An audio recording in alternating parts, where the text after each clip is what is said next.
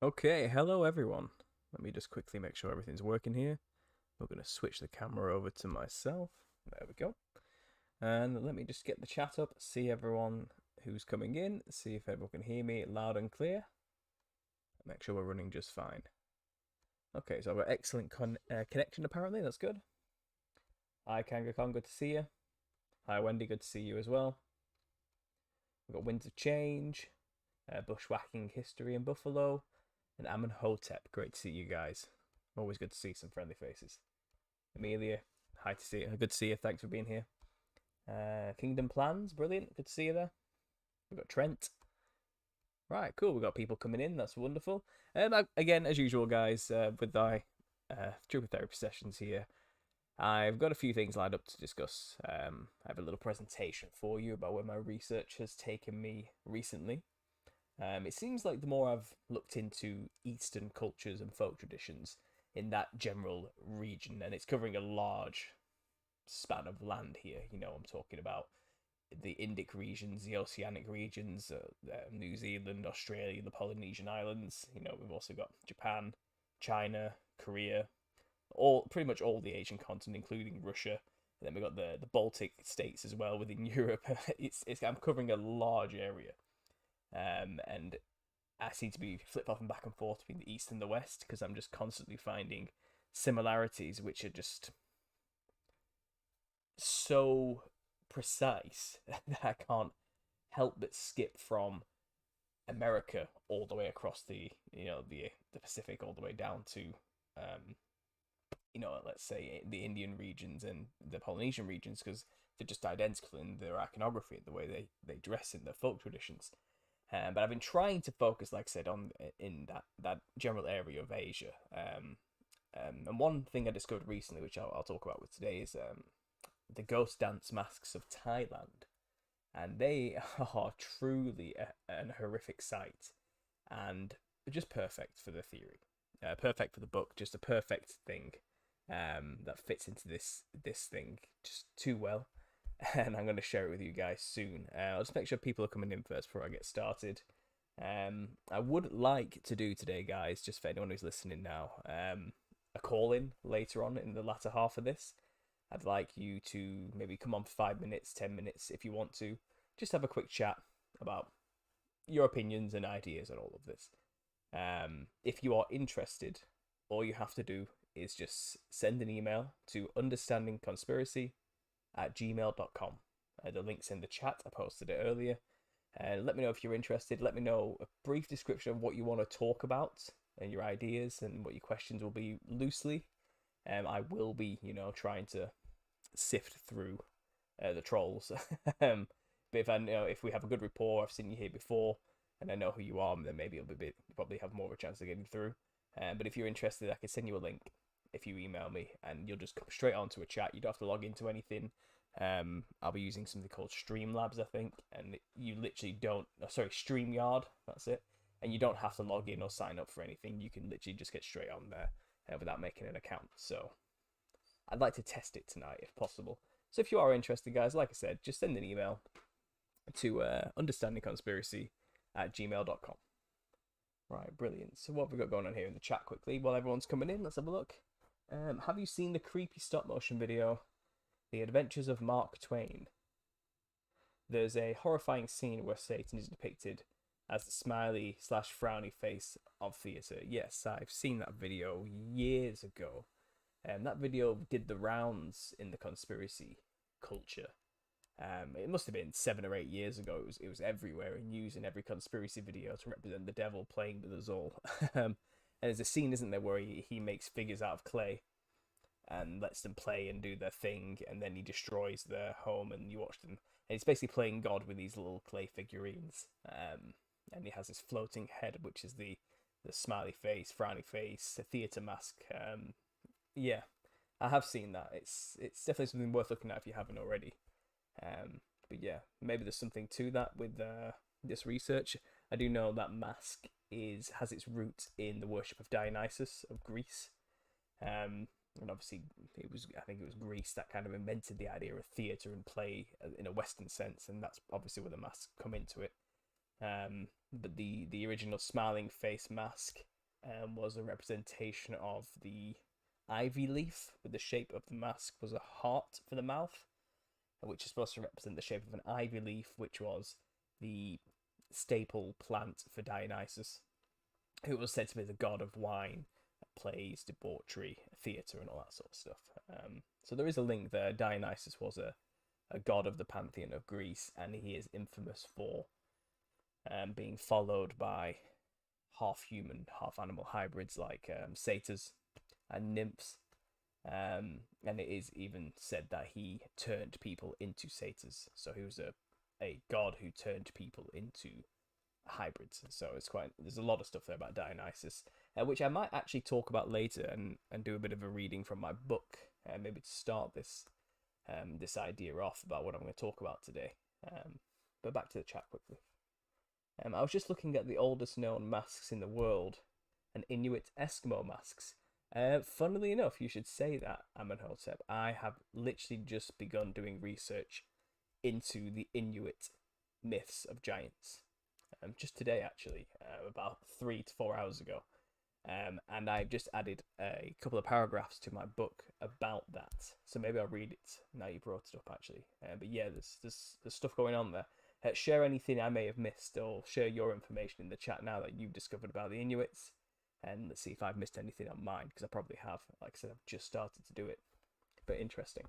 It's a synchronicity there, we'll call that. Tonight is Walpurgis Night, the Wizard Night. I wouldn't know that, and I'm not going to hold any weight to it personally. Sounds like a pagan thing. Claymation has always been creepy to me, says Wendy. Yeah, it is a strange art form. Anyone remember that comment about the Small Soldiers movie from '98? It was a good movie. Yeah, Small Soldiers. The Gorgonites were the good guys in that film, and the toy soldiers were the bad guys, weren't they? The humans. And the Gorgonites were like a peace-loving hippie tribe of some kind. But really what they were representing were literal Nephilim demons. And there was even a smiley face jester joker type one in there as well, wasn't there? Yeah, the Gorgonites. I remember that. It's a film from my childhood. And has anyone seen these Japanese dolls? Little apple dolls. They come with a kabuki mask and weird lore. I've not seen that Kingdom Plans, but I'll look into it. Thanks for the hint. Slightly off topic, says Home Truth's Homie, but how do you feel hearing that Stephen Christopher passed away? I know he was demonized a lot by his own actions, but deep down I believe he had good intentions. Paved way to hell. Stephen Christopher. Who's Stephen Christopher? I'm sorry my ignorance is showing here. I'm not sure who Stephen Christopher is. It's not ringing any bells for me. Let me just quickly do a search. I feel like maybe I should know who this is. Is it an actor? Is it... Yeah, I'm not getting it. I'm getting British companies here for building kitchens under Stephen Christopher. 1 second.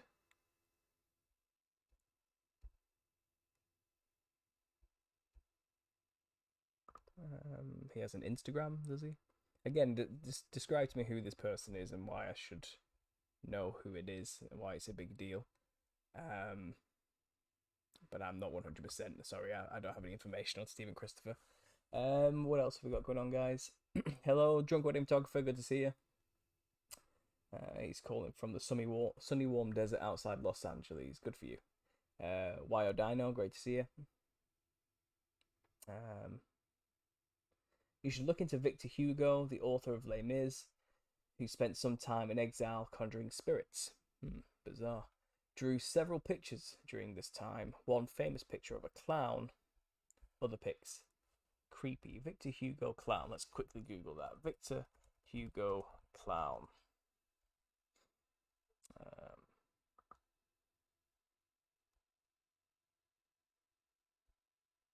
He wrote the novel The Man Who Laughs,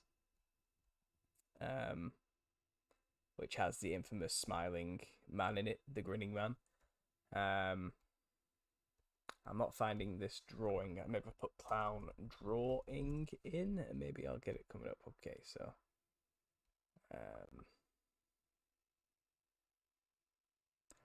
it seems like he definitely had something weird going on there to inspire the character in that the book. It looks like an early example of the Joker, from what I'm seeing here, from the book The Man Who Laughs. Okay, I cannot find the drawing he did specifically right now. I'd have to do a deeper dive, I think, but thanks for the hint on that one. I'll definitely look into that. Is this it?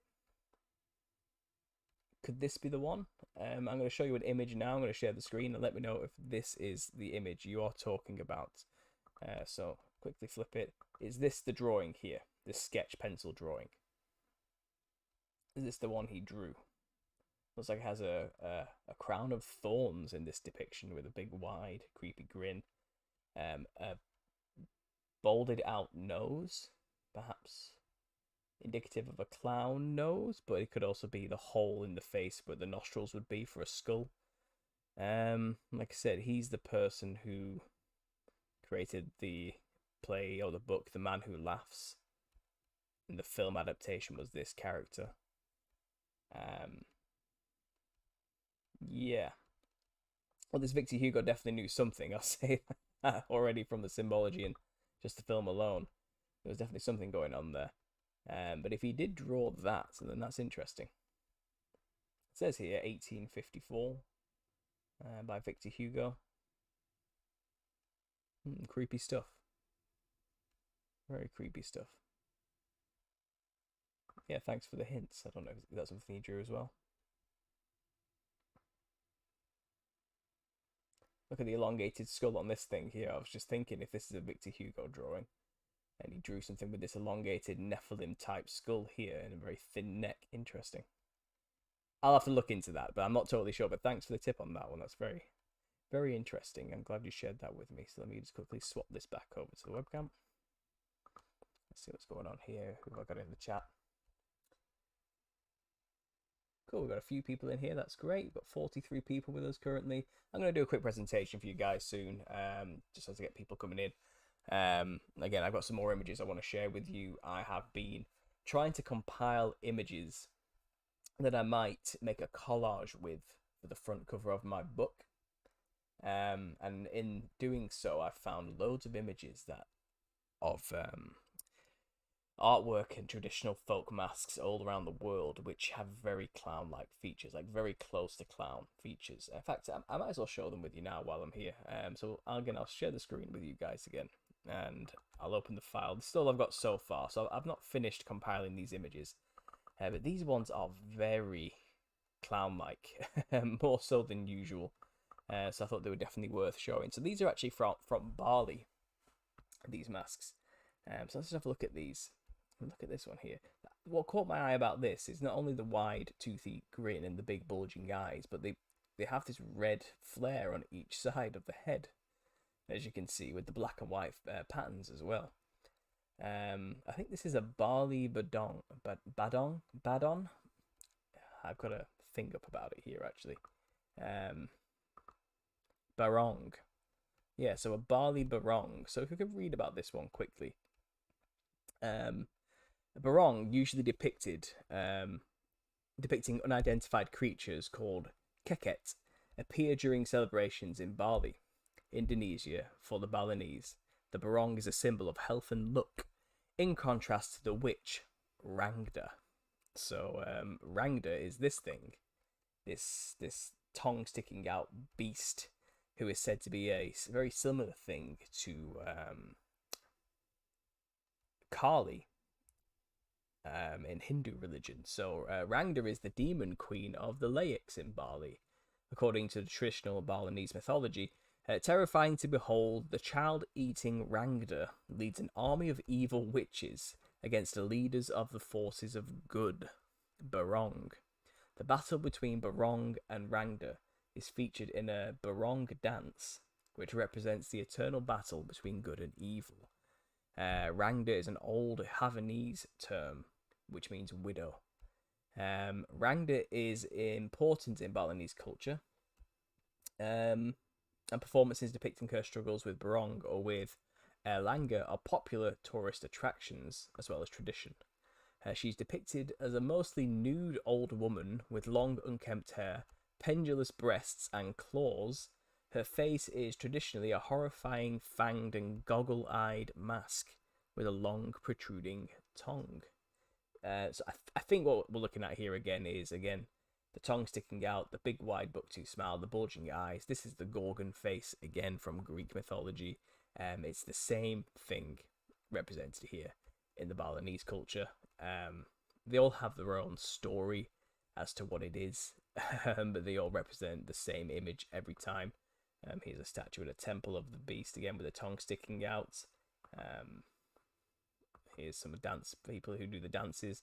Seem to incorporate black and white checkered into the dances quite a lot, I've noticed, in Bali, which I think is interesting because we know that represents the fractal realm. Here's another representation with the long fingernail claws here. And that's interesting because in Papua New Guinea, the mudmen there often represent themselves having incredibly long, sharp fingers when they represent themselves in New Guinea. So I thought that was interesting. Here it is again. Interesting, very interesting. This crazy statue here. The face alone says it all about what's going on here, if you can ignore the rest. But look at these long fingernails, the red hair, the tongue sticking out, the high brow ridge. Very Gorgon-esque in its imagery. So that's still supposed to be the bad aspect, and the good aspect is this thing. Or perhaps this is supposed to represent, I don't know. But the Barong is a mythical figure whose goal is to protect Bali from all kinds of evil spirits. Barong is represented in various forms, including lions, tigers, boars, buffaloes, elephants, and dogs. Barong emerges as part of Havanese and Balinese culture, as people still believed in animistic beliefs. And in Bali, Barong's character shape is a mixed animal face. Creepy, but good character. Barong Bali originated as an evolution of Barong Panarogo or Riog. It is what King Langa brought with him when he fled to Bali to save himself. So as you can see, this is supposed to be the good thing that kills the bad thing, which is this. But if you look at them, they're identical in the way they look. So serpentine dragon-like beings come down and kill the serpentine human-like beings.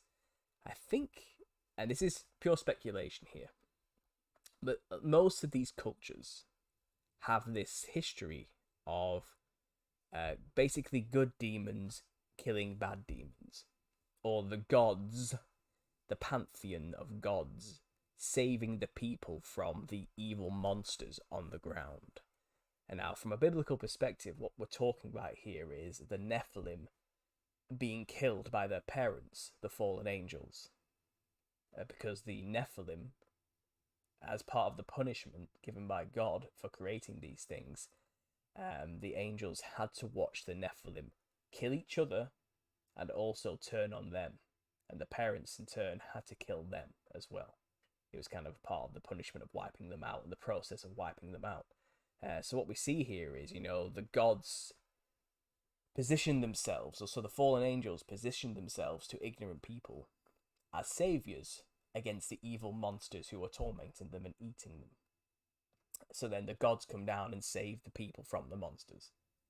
And this is what this story is dramatizing, but the truth is, the very things that are coming down and saving the people are the things that created these monsters to begin with.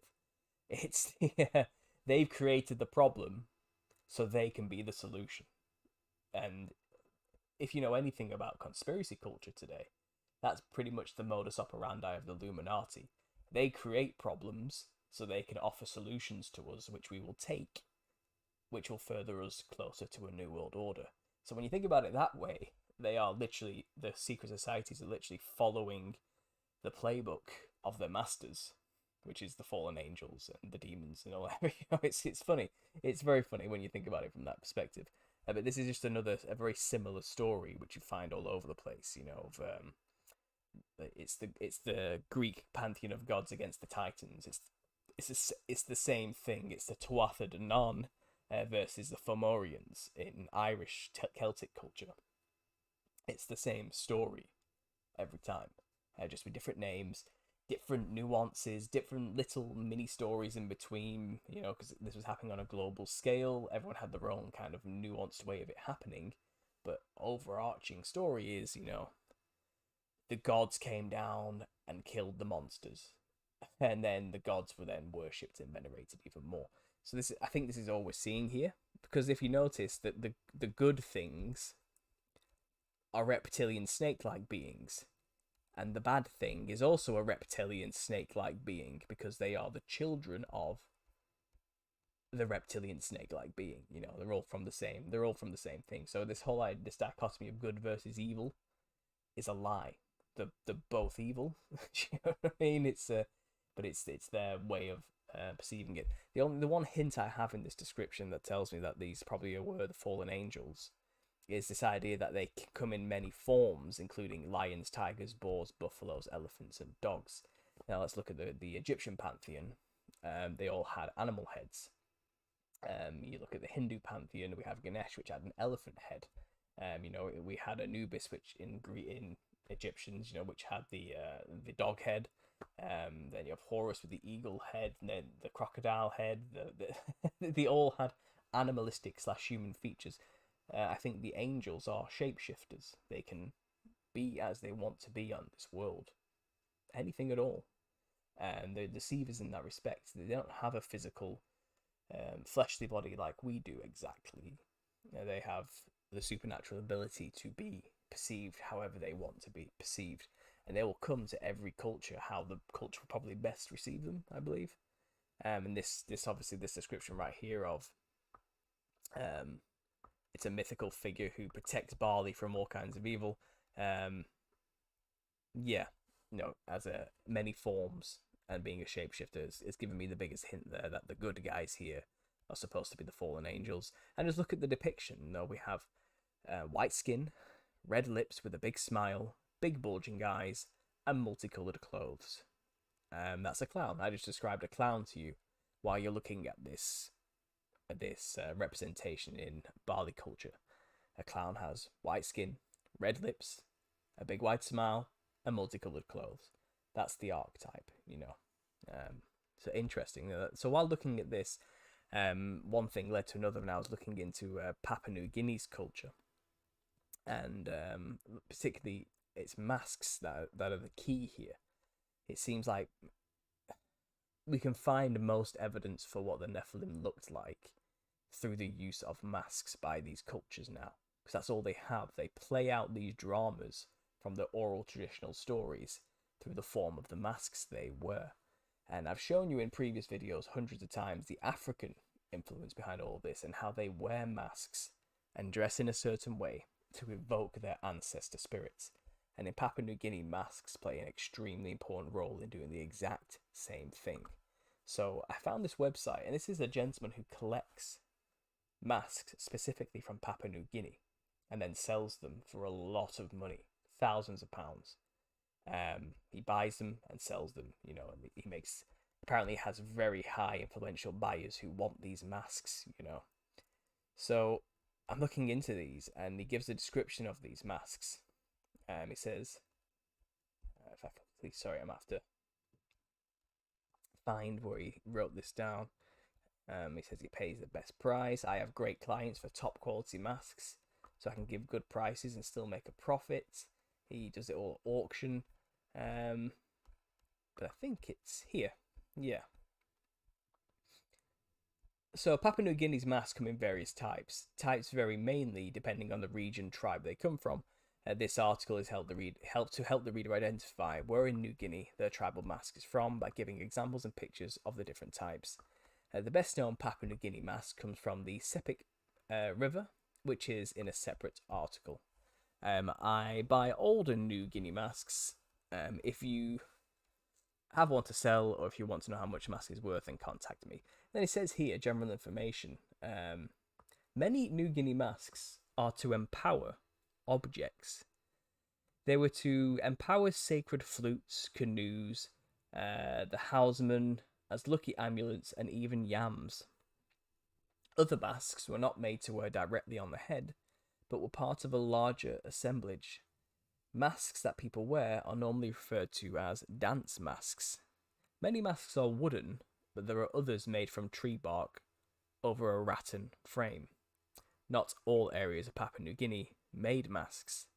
Types of Papua New Guinea tribal masks vary from very small amulet masks to only a few centimetres to huge baning masks over 10 metres tall. In Papua New Guinea, it is not only men who wear or make masks. It is only men who wear and make masks, and they must be an initiate in that cult.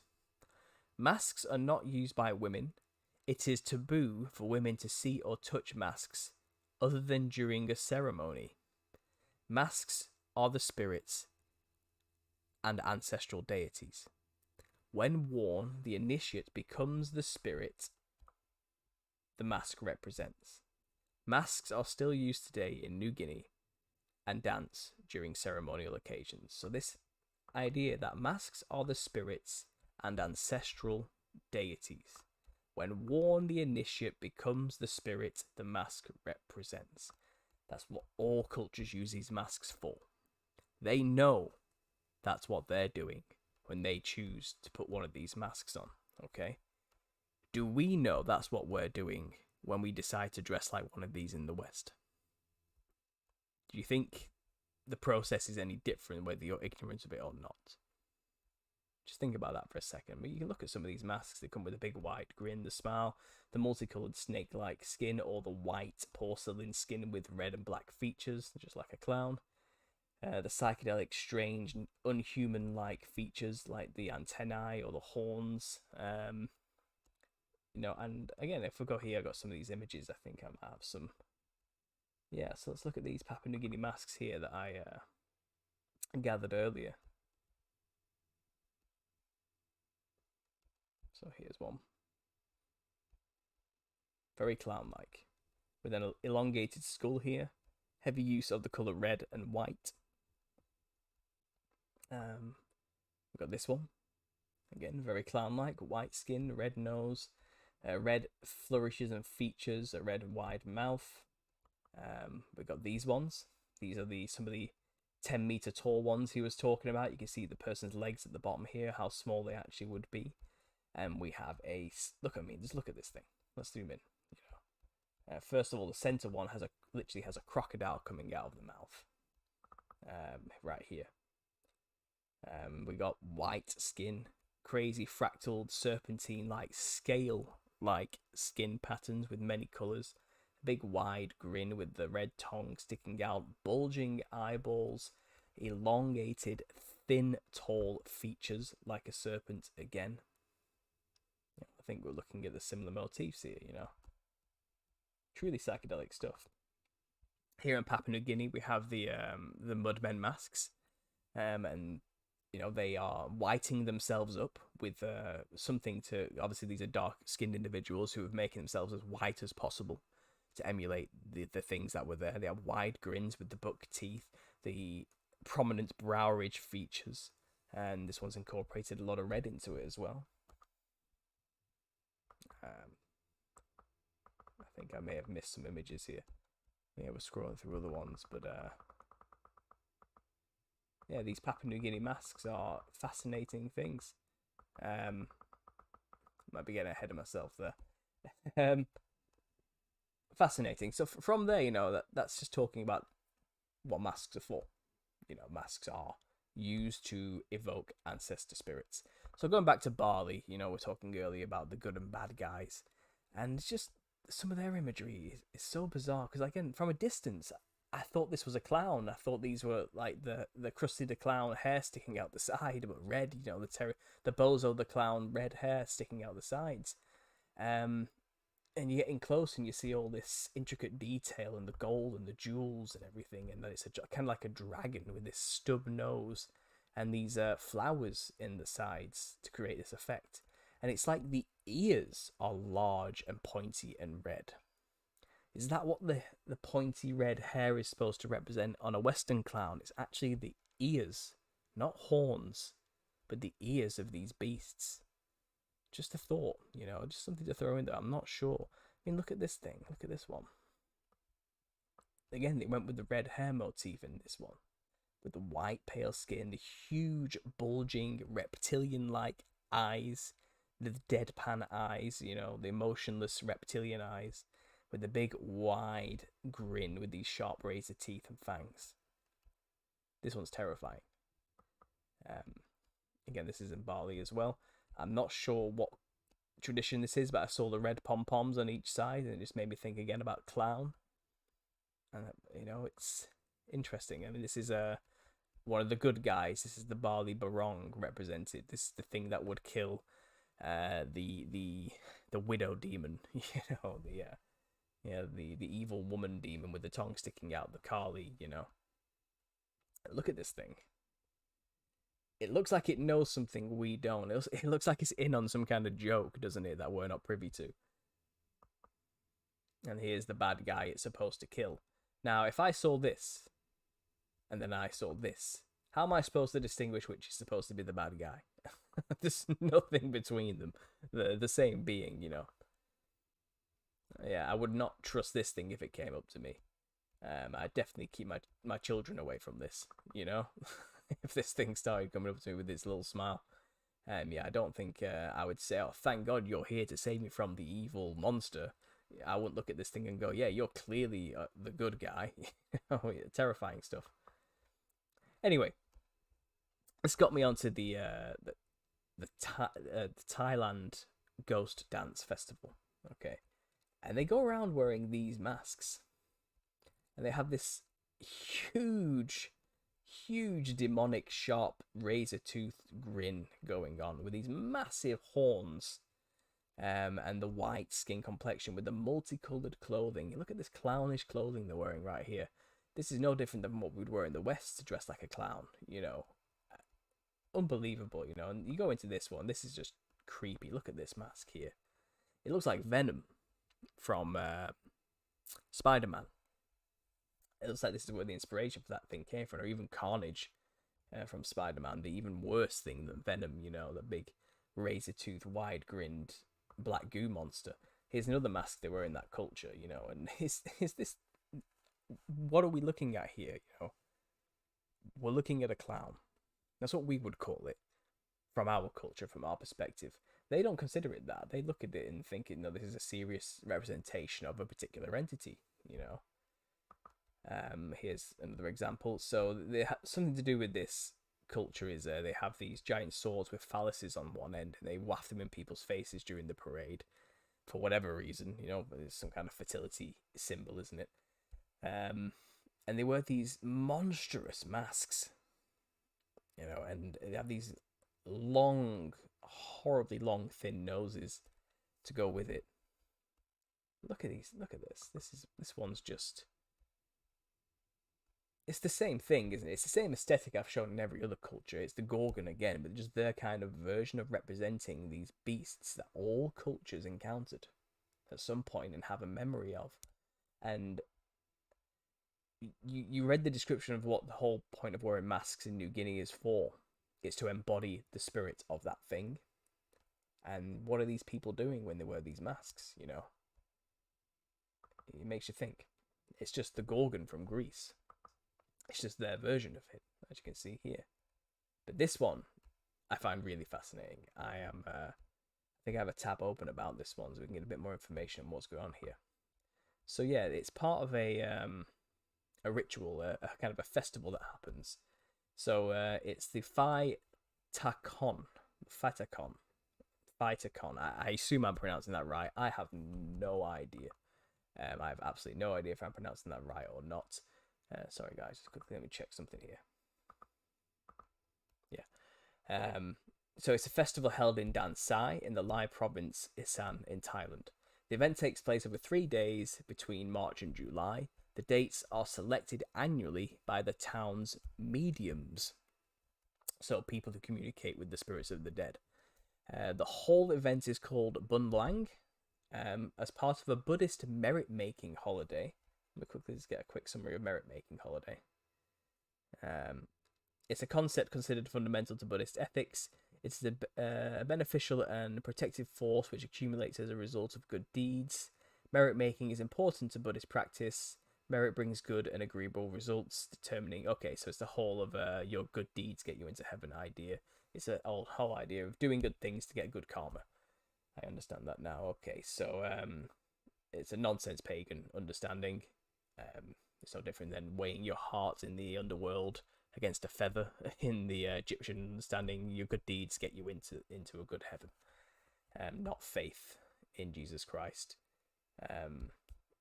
It's the idea of that you do enough good things and you're fine. It doesn't matter if you've done how many bad things you've done, as long as you do enough good things to outweigh it. So merit making is about that, from what I'm gathering here. It's also an assembly day. The town's residents invite protection from the spirits of the Mun River.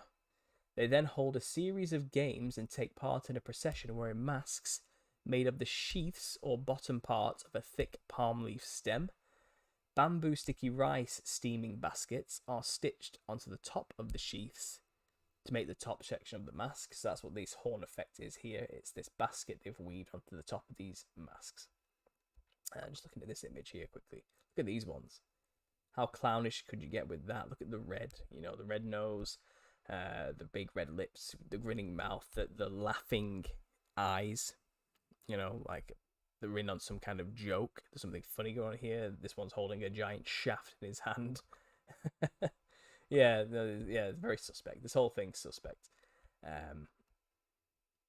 The Nephilim look like clowns, guys. That's all I can say when looking at that image. This is all great stuff for my book, to be honest. I'm going to do a whole section on it, no doubt. But reading on here, a bit more information. Oh, never mind, I've lost it. But you get the gist, guys. It's a part of a festival ritual. And then from there, I went on to look into... It reminded me of this thing I've been looking into recently, European traditions, the cookery, it's called. And it seems to be mainly Eastern European traditions kind of have this similar vibe. It's the wild men of Europe, the Wildermen in German. And a lot of them do this practice where they go around dressed like this. And this one's really trippy. So I think I've got some images, actually. I think I've already taken some. So if I can move this along. Yeah. And they go around dressed like this. And again, it's the idea of dressing like spirits to ward away bad spirits. A concept I just cannot understand. Because even supposedly more primitive cultures understand that wearing a mask gives that spirit the ability to possess you. That's the point of it. They're doing it willingly. Do these people know what they're doing? Probably not. But they have this similar look here where they wear these bells, the multicolored ribbons, the mask to represent the spirit on the other side. This one has literal horns with a big red lipped mouth, a big wide grin smile, rosy cheeks, white skin. This one goes a bit more psychedelic. It's got the cone head, the elongated skull, the diamond coloured multicolored skin, and encrusted with rhinestones, the rosy red cheeks, the pointy red nose. It's got the red frill around the neck here, red fur, red hair. I think this is more akin to what they look like in the spirit realm now. Psychedelic, trippy, jester-like monsters. But also I think these rhinestones could represent scales, the reptilian aspect of these things. And look at this clown hat this one's wearing here. Obviously it gives KKK vibes. My wife pointed that one out to me. But she's not wrong. Something trippy is going on with this. But it looks like a clown hat, a party hat, which kids would wear at your stereotypical party, the cone hat with all the polka dots on it. And here it's a part of this serious folk tradition. They're wearing the bells here. They've got the white pale skin, the red lips, the red nose, the ghostly visage, the multicolored patterns. The bells represent sound and frequency, I believe, as well. It's a very common motif in a lot of these European traditions, and most folk traditions involve the bells in some way. Here's another one, another mask from cookery. And the most common motif across all cultures is the big wide red lip smile. This is actually from Mexico. I was watching a video about these masks people make of the devil, and they decide the motif they always go for is this one, with the Gorgon-esque tongue sticking out smile, reptilian-like features. It's the same thing, different continents. Back to Papua New Guinea here. And then obviously Sri Lanka, we discovered this. This is an ancient Sri Lankan mask representing the same entity. So this is off the coast of south of India, different continent, different island, same tradition, same culture, same affinity for masks to represent them. This one's very clown-like, white skin, red lips again, bulging eyes. More Sri Lankan imagery here. Look at this one. Couldn't get more clownish with this one. This is from Tibet. Similar motif, similar design. And I haven't even added the masks of China into this yet, or Japan, which are the same. And then we go all across to the Polynesian islands and get into Hawaii, and we got the tiki masks as well. A very similar representation of similar entities. And you got the totem poles again. If you go to the First Nations people of Canada, they have these totem poles. Here's one literally eating a human. Red nose, multicolored skin, wide red lipped mouth, many rows of teeth. Here's another one, red lipped, Gorgon-esque look on a totem pole in the far north of Americas. These are more modern, but they're still representing something echoed from the past. Trippy stuff, guys. So anyway, there's a quick presentation for you there. Again, I'm going to go more in my next video. I'm going to go deeper into the wilderness, I think, and a lot of this cookery stuff here. There is a thing called it's a mumma tradition where people do festivals, dancing. Cook. That's a knife. It's cook eri that I'm going for here. But yeah, they do this whole warding off evil spirits thing by dressing in like evil spirits. And you look at some of the representations they come up with. Look at this thing. This is a terrifying, absolutely terrifying image here. But again, it's got the big wide red lips, loads of sharp teeth, bulging wild eyes, and white furry skin in this respect. Then you get some really trippy looking garb with this one. And there's variations throughout each country within Eastern Europe going into Europe. But they all generally have an underlying look to them, which is something like this. And this, to me, is no different than what we see in Eastern culture. It's just our way of doing it. And you can't get more clown-like. But I don't think when they do this, they're considering themselves to be dressing up like a clown. That's not what they would call this. It's just what we do. Yeah, interesting. So I'm going to jump back into the chat. See what you guys think of all of this. Then maybe I'll read a bit more from my book.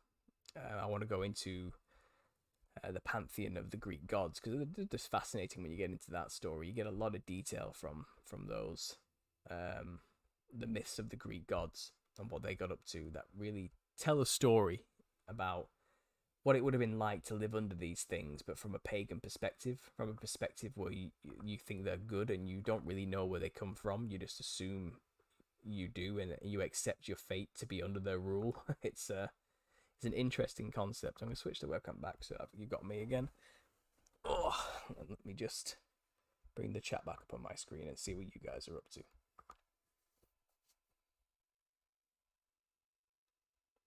Okay, so we've got 54 people here. Wonderful. Scroll back as far as it will allow me. Right. So of course, you should look into Victor Hugo. Brilliant. I've got back to where I needed to be. He used to call himself Lord Stephen Christ. You interviewed him. Oh my God, Stephen Christopher. Now I know who you're talking about. Wow, that's a blast from the past. Yeah, I have heard of that. I can't believe I forgot who you were talking talking about when you said Stephen Christopher. No, I did find out. I found out he passed away maybe 3 months ago, 4 months ago. One of his obsessive followers has been sending me abusive things, so I've just deleted him and blocked him. I think it's a bit bitter about the way I handled that interview with him back in the day. I mean, I'm not really too proud of that. I was a young, pented up new conspiracy theorist who was just angry at this guy starting a cult and lying to people, you know. And I went for him in ways which weren't honourable, and it was a mess, you know. And I didn't feel too great about the whole thing, to be honest. But that isn't to acquit him of the things he did. He clearly was a messed up guy, if not just an outright paid shill. And I was having some fun with it. I don't know. But yeah, I do know he started a very intense cult with a lot of people who fell for it and severely scarred their own bodies because of it in dark ways. Getting his seal on their chest and things like that. It was very weird. Yeah, I heard he passed away, and his ex-girlfriend was saying stuff about it online, and trying to tell the truth, how she got out of his mind control and all this type of stuff. But it's funny, I had a dream years ago, actually, about this. I've never told anyone this, but I might as well share it with you guys now, you know, because I had to stop making videos, didn't I? So about 5 years ago, you know, I had a dream about this whole thing. And I hadn't talked to him for years, but my videos were still up, and I know he wasn't happy about that, because it was kind of me basically exposing him for just being what he was. And I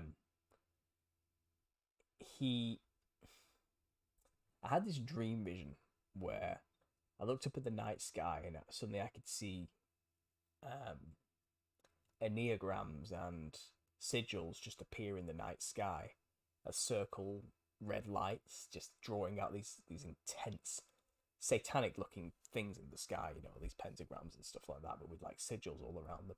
And it looked like an alien invasion was happening, and the flying saucers, like underneath them you could see the lights coming up with these satanic symbols and stuff. And then I remember walking across the field, and Stephen Christopher was there in this dream. This is a dream. And in the dream world, we kind of shook each other's hand, and I was like, no hard feelings. And he was like, it's cool. And we left it at that.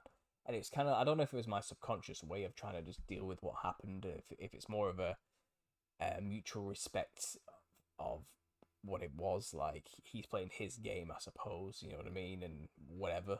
Like, let him just do his thing, and I'm happy just doing what I do and just forgetting about it, because I don't want the drama anymore. It was a weird thought of having such a narcissist having you in his sights, you know. It was a scary thought for me, I think. But then I kind of just forgot about it after that, and I did take my videos down with a lot of other videos that I just had to take down. That one was demonetized anyway, and strikes and all sorts of stuff. And I just left it. I thought, you know what, it's not my fight. He's gonna do what he's gonna do, and I can't stop him. Hopefully people will just be smart enough to see through it. And then I find out, I look into it, I go, I wonder what he's doing these days, and I find out he's died. It's like, oh wow, you know. I don't really know what to make of it, but it is what it is. And I guess, you know, it's always sad to hear that someone's passed away, no matter what your feelings are on them. I never hated the guy. He wasn't my enemy, even though he might have considered me his enemy. I hope in his last moments maybe he repented of what he had done to people. I can only hope, but I don't know. He was a complicated guy. But yeah, that's interesting. Wow. I wasn't expected to talk about him tonight, but there you go. Let's keep going. Thanks for taking a look, says Home Truth Homie, no problem. I'm sorry I can barely hear you. Anyone else having issues, or is it just me? I'm sorry. I'm as close to the microphone as I can be. I am literally 20 centimeters away from it here, as you can see. I can't get any closer without just doing this. Maybe I put some headphones and I'll turn it up. There is a noise canceller on this, a suppression to stop the fan from the laptop coming through.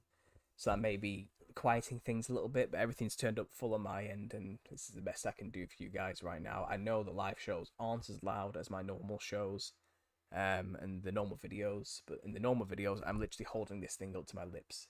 But yeah, sorry about that.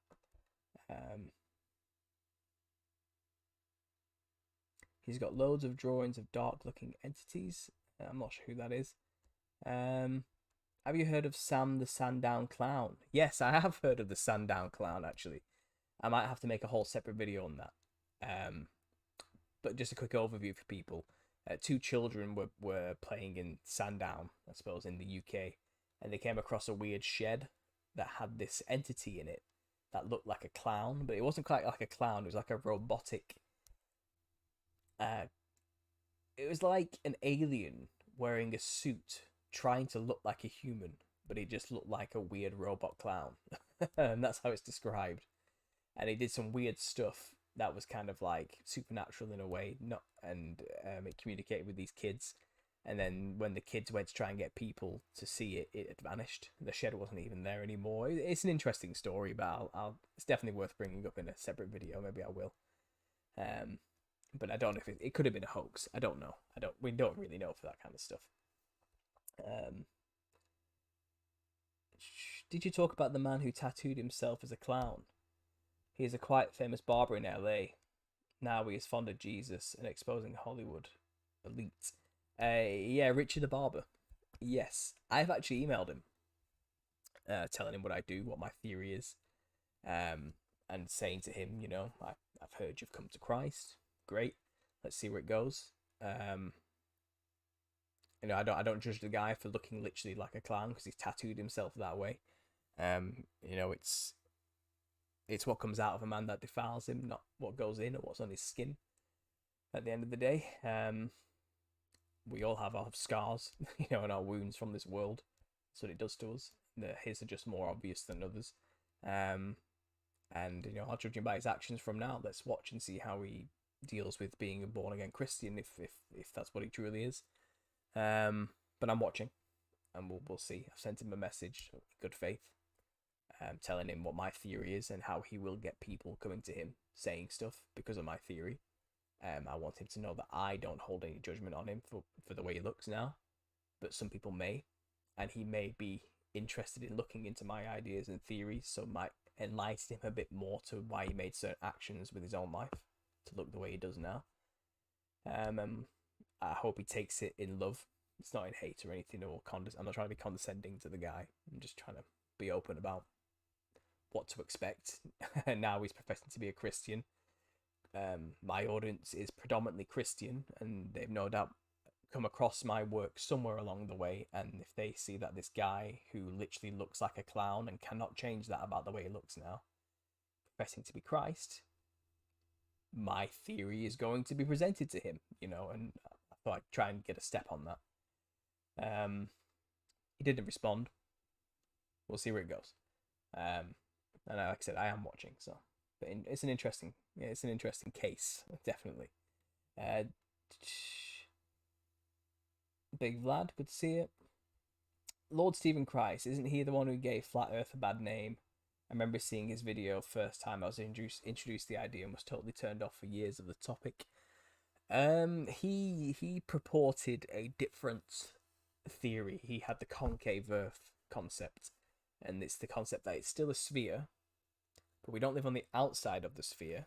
We live on the inside of the sphere. When we look up, we're not looking out into space, but we're looking into the center of the sphere. That's the concave Earth theory, and that's what he was all about. That's how he got his followers. But I'm not here really to talk about that one way or the other. That's just what his theory was. Indonesian culture has this wayang puppet theatre of the Ramayana story, where the bad guys always have white face and the creepy grin. Yeah. like I explained, it's always this good versus evil story. But as far as I'm concerned, both of them are bad guys usually. In reality, they just have their interpretation of it.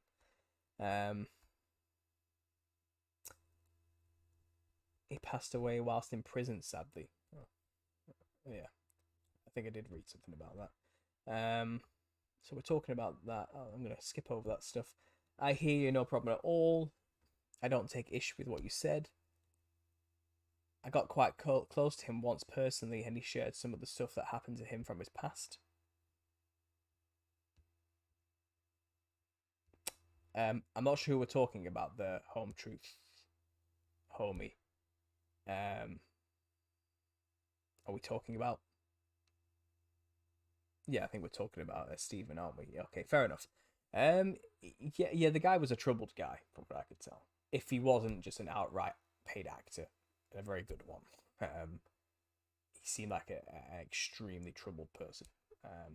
So it's sad the way it went. The channel represents that final tipping point most anthropologists fail to see, knowing or not. This channel, yeah. Well, I mean, I'm just an artist, all right. I have a degree in fine art. That's as far as my academic credentials go.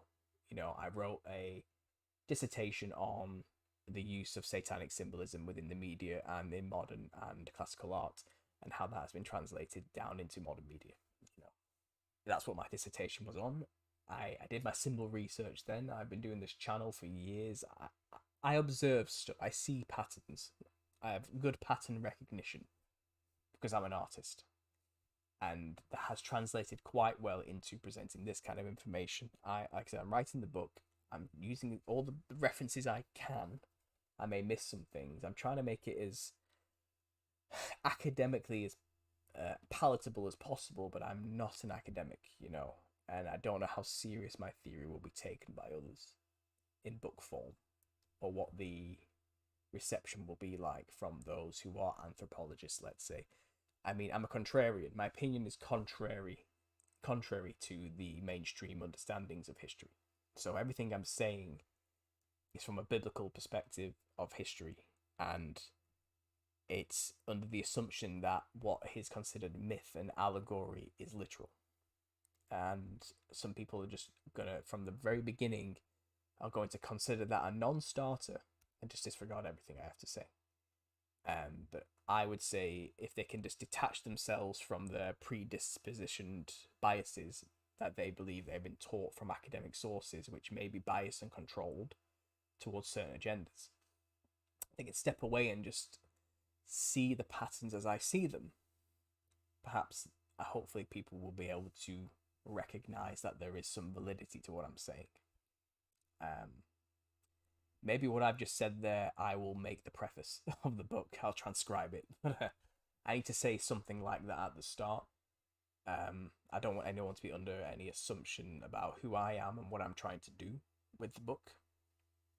But I'm glad you got so much from it there. The drunk wedding photographer I am. Humble stranger. This channel sheds a new light on anthropology and makes it much more interesting and creepy. Yeah, that's what I'm not trying to make it creepy. Some people seem to get really freaked out by this stuff. Actually, I've had some messages of people telling me that they're a bit overwhelmed by it, and they need to just take a step back. It's a bit much. It's all a bit too connected, and maybe I'm built differently, but I don't get overwhelmed or creeped out by this stuff. I actually get excited about it because to me it only proves, it proves that God's real. Even though I don't need much more proof, you know what I mean, personally. But it's all just a testament to the historical history being accurate to me. And it's funny because I've had a lot of really pissed off Gnostics message me over the past month, constantly.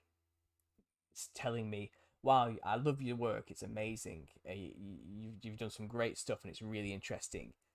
But you're just missing this whole thing that it's really all about the Gnostic perspective." And they go on and tell me all about the Gnostic belief system and the archons and all this kind of stuff. And it's like, look, with all due respect, I don't believe the Gnostic worldview. Okay, and I try to say it calmly and with respect that I'm not trying to say I know it all, okay? But what I am saying is I know enough to know that that is not where the truth lies. I've been there, I've swam in it, and the answers aren't there, okay? It's superficial at best.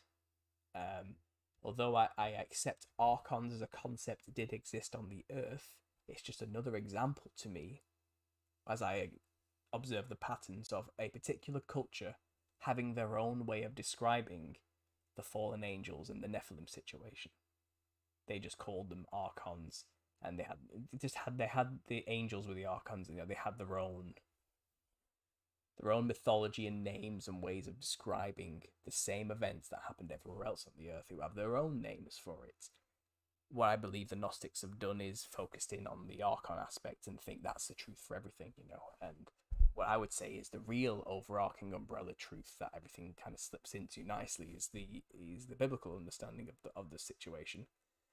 That's my belief, and I kindly say to them, I thank you for enjoying the work, thank you for the information, but I disagree. And then they get angry at me and argue with me and start going off and calling me all sorts of things, saying I'm narrow-minded, I'm a bigoted, narrow-minded individual who is not interested in the work done by other people before and is just completely disregarding it and can't handle criticism. And I'm like, I can handle criticism. Are you sure you can? That's kind of my reaction. And then they get even more angry, and it's by that point I'm like, okay, whatever, I'm done. I'm not getting into the mud with you on this. But yeah, I seem to attract a lot of these people who they want to be spiritual and understand the truth, but they just refuse to accept that it's God. It's anything but God. I've met these people before.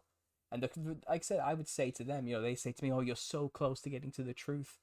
And I'd say the same to them. Like, yeah, you are very close to the truth. You need to take that step in faith to believe that the creator of this world isn't evil and hasn't forgotten about you and does have your best interests at heart. But I think they would rather believe that God is an evil dictator of sorts who wants to keep us trapped in this horrible prison he made for us called the earth in our evil flesh bodies, that do nothing but cause us pain and suffering. It's kind of like they'd rather believe that everything is misery and pain and suffering than to accept that there's a gift of everlasting life and peace just waiting for them. And again, I'm saying all this now, but I know it falls on deaf ears to those Gnostics listening. I really do. They're not interested. They believe themselves to be incredibly wise and brilliant people who know everything and all the alchemy and all the laws of the universe, and they are ascended in some way. And me, an ignorant, pathetic Christian who's just limited himself to one narrow belief system, can't possibly know anything, And that's kind of always the answer I get. Yeah, so I've had a lot of that recently. I've also had one incredibly overzealous Christian get upset and angry with me for not giving all the glory to God. Now, this all started because I got a comment from him. And it was this big, long comment, basically saying everything about my theory, just everything, just laying it all out about the Nephilim looking like clowns, and he threw his own interpretations in there.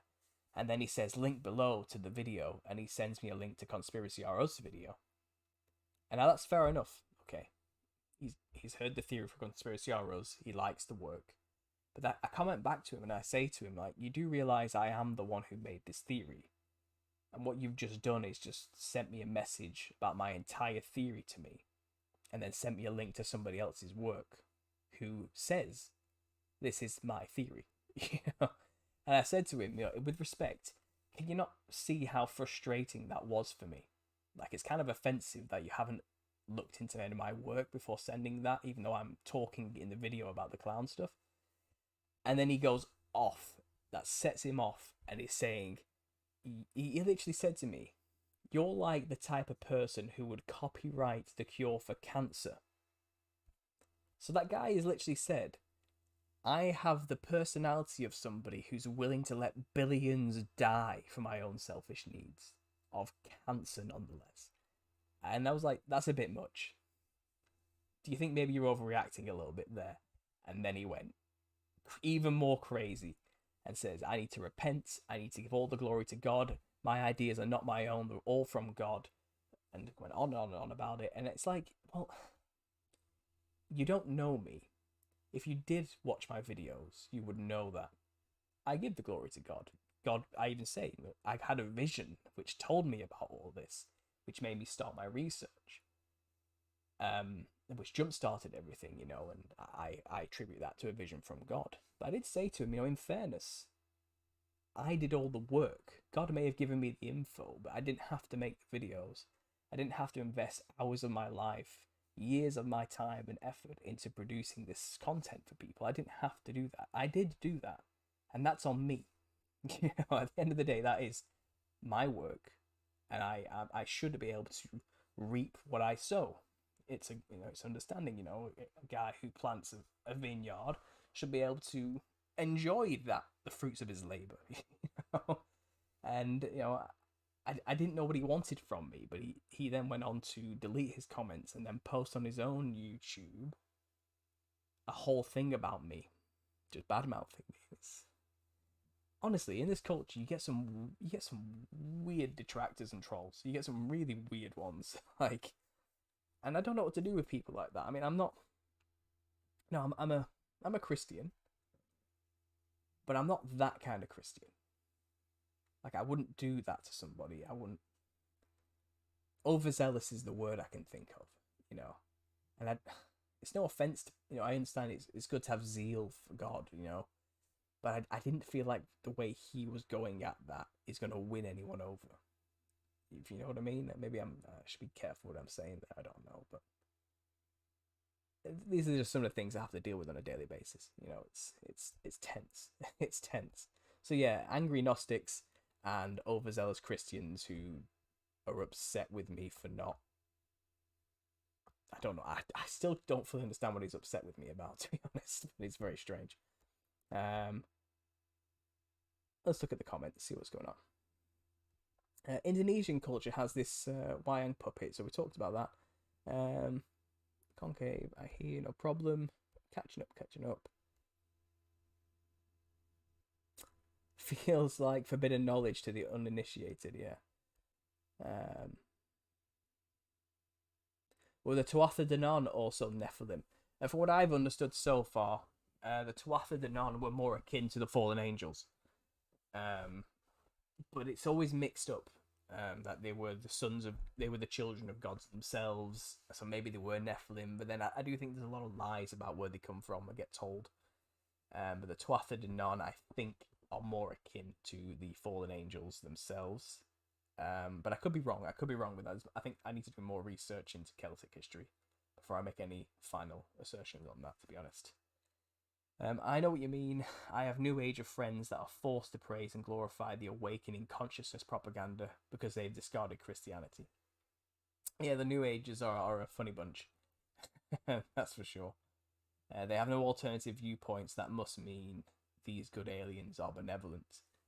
Yeah, there's always this idea, that if it's all if they are higher than us in ability, so spiritual beings, then they must be good. And it's a dangerous assumption to make that. You should test the spirits, No, there's that famous saying, isn't there? Even Lucifer is transformed into an angel of light,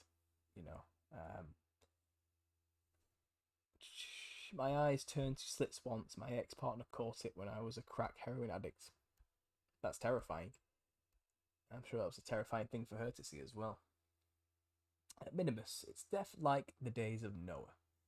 It seems that way, doesn't it? Yeah. And funny enough, I actually have this thing on the days of Noah concept. I might as well read it to you. Well, I've got you here to show you what I've been doing with my book as well. I'll switch over the screen. So here's my book, as it is. I read the introduction not so long ago, but so far I have 28 pages. Chapter 2, the meaning of a name. Here I go into what the Nephilim means. I go into understanding that they were literal Nephilim, they were actually giants, and the proof for that. And then I go on here to explain how mankind's lineage from Adam got corrupted. And then I go on to explain how the heavenly angels got corrupted and fell from heaven. And then I'm going to go on, I plan to go on to explain how these two work together to create the Nephilim, going through the idea of Cain's lineage against Seth's. And it gets complicated, but I've done quite a lot of stuff there. And then I have this whole passage on the kings and rulers. And I've actually recently posted this one on Patreon. So all my patrons, if you pay on Patreon, however much, it doesn't matter, you can see this and read this. And it's chapter 6, Kings and Rulers, and it goes on to explain how the Nephilim were bred into positions of kingship, which I thought was quite interesting. It goes on to the Greek pantheons. I've actually added a few more things in here recently. About what we mentioned earlier about the Inuits. So I'll quickly read this out to you just for posterity because we mentioned it earlier. What it says is, so the Inuits of northern Canada have their own giant myths passed down through oral teachings pertaining to a mysterious race of giants. Just put an A in there. To a mysterious race of giants that are rarely seen but appear from the north to mix with humans and create their own giant human hybrids. Morgan Betham is a recent graduate of the Master of Teaching program from Ontario Institute for Studies in Education at the Toronto University. Her research centres around Inuit education in Nunavut. On the subject of the giants, on her personal research blog, she wrote this. So let me try and say this. The Inupasuguk are northern giants, a race of colossal frost giants who spent most of their lives on the eternal ice sheet of the polar region. Any flat earthers out there will be having alarm bells ringing here because that's the Hyperborea, that's the centre of the earth technically, isn't it? They come south each winter to visit with the little folk when the ice is thick enough to support their enormous weight. It was unions between humans and these giants which produced the first of the Tunit, also known as the Dorset culture, from whom the region of Tunitag takes its name. From this we can read that mysterious giants from the north mated with human women to create giants.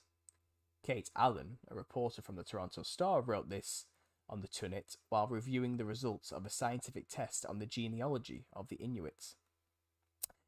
In Inuit oral history, the Tunit loom both large and small. They inhabited the Arctic before the Inuit came, and they were a different stock of people, taller and stronger, with the muscularity of polar bears, the stories say. A Tunit man could lift 1,000-pound seal on his back or drag a whole walrus. Others say the Tunit slept with their legs in the air to drain the blood from their feet and make them lighter, so they could outrun a caribou. But despite their superior size and strength, the Tunit were shy. They were easily put to flight, and it was seldom heard that they killed others. According to one storyteller in the book Euclorat, an oral history on the Nunavut, the Inuit took over the best hunting camps and displaced the conflict-averse Tunit. Soon enough, these strange people disappeared from the land. So quickly stopping there. What we basically, maybe I need to make it clear, but what we have here is giants came from the north and mated with human women and created giants. So let's just reinterpret that, okay? So I go here. So if we assume that the ice giants from the north were the angels described in Enoch, this story is identical to typical Nephilim creation process. But this story appears to be a slightly more unique take on the concept, and the Nephilim in this scenario were never considered kings or rulers, rather described as timid and scared of humans instead. So this is an unusual case. Stopping again. Normally, the Nephilim that were created by angels mating with human women, so in this case, ice giants mating with human women, the Nephilim they created were usually terrifying and became the rulers over people. But in this scenario, they fled from humans. They were scared of humans by this point. So this is my theory here. This is what I go on to say in the book now. My interpretation of this is that the Tunit may have been post-flood Nephilim who were fleeing their destruction, like those who were slaughtered in the Middle East as Israel reclaimed the Holy Lands. It's even possible to imagine that they were the true last remnants of the giants that fled from the Middle East during the initial culling. But I must stress again, this is pure speculation on my part. So my theory there is that these Tunit people, these giant humans who could lift walruses, you know what I mean, and had the strength of a polar bear, they probably fled from the Middle East when David and the people of Israel were slaughtering all of the remaining Nephilim, the sons of Anak. These may be the remaining sons of Anak. And they fled north, and they ended up in this place in northern Canada, you know. And when the people came, the Inuits people turned up into their lands, they fled from them because they were like, more humans are here to kill us, quick, run. That seems more likely what this story is saying. And this is an oral tradition. This isn't written in stone anywhere from the Inuits people. They just have stories that they tell from generation to generation with mouth noises, and that's how they get passed down. So a lot of this will get mixed up, and maybe a lot of it is forgotten. But it does seem to me like this does fit into the story somewhere, that these Inuits, these Tunit people, the giants, the Nephilim of the north, were created by fallen angels, but they call them ice giants. Yeah, interesting story. So that's where I've got. That's what I thought it would be worth mentioning about the Inuits, because someone did mention to me earlier about them. And yeah, I've already got a little section in the book about them here. It may need expanding, but that's what I've got so far. But yeah, going on about the days of Noah. So in my book, I have this chapter called Utter Corruption. It's not. I don't think it's finished. I've been going on and on and on here. What have I got? Yeah, I've got bits in red which need review. I've got plenty of references. It may be finished. It may still need refining. I've got 3 more chapters left for section 1 to finish here, about the flood, the post-flood wars, and the demons. It's possible I will move what you just read about the Inuits into the post-flood wars chapter, because I think from my own research that seems to fit in there. Maybe they were the remnants of the Nephilim that fled the wars in the Middle East. I'm not sure. That's just my own discovery there, which I'm going to throw into the book. But yeah, that was interesting. But once I get these 3 chapters finished, I can finally go into section 2, which goes on to descriptions of the Nephilim and the angels. And then I can start going on about the descriptions we do have in writing from different sources about how the Watchers looked, how angels looked, how Noah looked, the idea of the feathered serpents of the northern Americas, descriptions of the Nephilim and the giants throughout history, you know, including the giants of Kandahar, description of the tribal giants in North America, you know, and the tribes that dealt with them, not dissimilar from the Inuits who had to deal with these Tunit people, you know, during an after-flood time, a more modern era. Go through the wild men of Europe as well, which goes into more of a modern era rather than really far in the ancient past.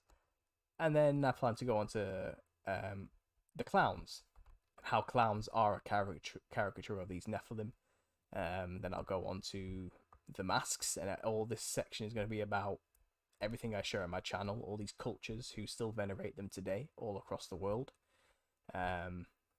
Then in another section 5, I'm going to go into DMT, shadow entities, the Hat Man, the black and white fractal patterns, the checkerboard stuff. I have a whole chapter dedicated to the fear of clowns and colorophobia here. Talking about how it could be a deep-rooted collective human psyche type fear. Why people are scared of clowns, it's because we have a collective memory of something from the past. That's kind of in our DNA now, to be scared of things that look like that. And then I'm going to go do a whole section on Freemasonry and secret societies who are involved in all of this. And that will include mentioning the Royal Order of the Jesters, the Shriners, and also the Ringling Clowns, and the 7 Freemason brothers and people who were involved in creating that. Someone did just send me an email recently with some fantastic information on all of that. A link to a book as well, which I'm going to be quoting for this book about this subject. I think it's fascinating. I'll probably make a video about it, specifically about the whole Ringling Clown thing in Florida. I think it's Florida. And the people who created that and the Freemasons behind all of that and the imagery involved with it all. But that goes off. And then maybe I'll go on about clowns, features manifesting during possession. Maybe talking about the drag, trans, queer, that culture. Murderers who dress like clowns. The whole liberalism, people who are more liberally inclined seem to be dressing like clowns as well. I did a video about them called The Multicolored Collective. And then I might end it there. I don't know, as a summary, but I have this last chapter about clowns in media, in films, like in It, American Horror Story, the film Smile, the film Clown, Stephen King's literature. There's hundreds of films with clowns in them. I don't know if probably should do a chapter on that. That's kind of the last trivial point. It's not that important. And then some kind of conclusion. So there's going to be 10 sections to this book, as you can see here. I still have 3 chapters to go for section 1. There's 9 chapters in this one section alone. And I am probably going to end on about 50 pages for section 1. So what's that? This may be a 500-page book when I'm finished. Maybe I'm going to have to cut that down a bit. It might be a bit too much, but I can go on about this. I have gone on about this for a long time. But in this utter corruption section, maybe I'll give you a reading from this as well, guys. But I have this opening description of what it would be like to live in that world. To live during a time when the Nephilim were everywhere, and evil was in everyone's hearts continuously. Nothing good was happening around you. So I created this little scenario, and it may need expanding yet. It's not finished. But I'm going to read it to you. And I want you to give me your opinions on what you think about this section. I seem to be starting a few of these chapters with a little made-up scenario. I released one recently, like I said, to patrons. And to anyone who did the GoFundMe as well. I've put it on the GoFundMe page. I've emailed it to anyone who's donated on the GoFundMe for the book. That preview. But this is something for everyone here. That I'm going to share now. So, let me just... Right, so... Imagine a world in which you woke up every night to the sounds of screaming and yelling just outside your door as another person gets robbed, stabbed, bludgeoned, flayed, or raped. You don't wake up in shock or disgust, just anger towards the inconsiderate people making too much noise while being defiled.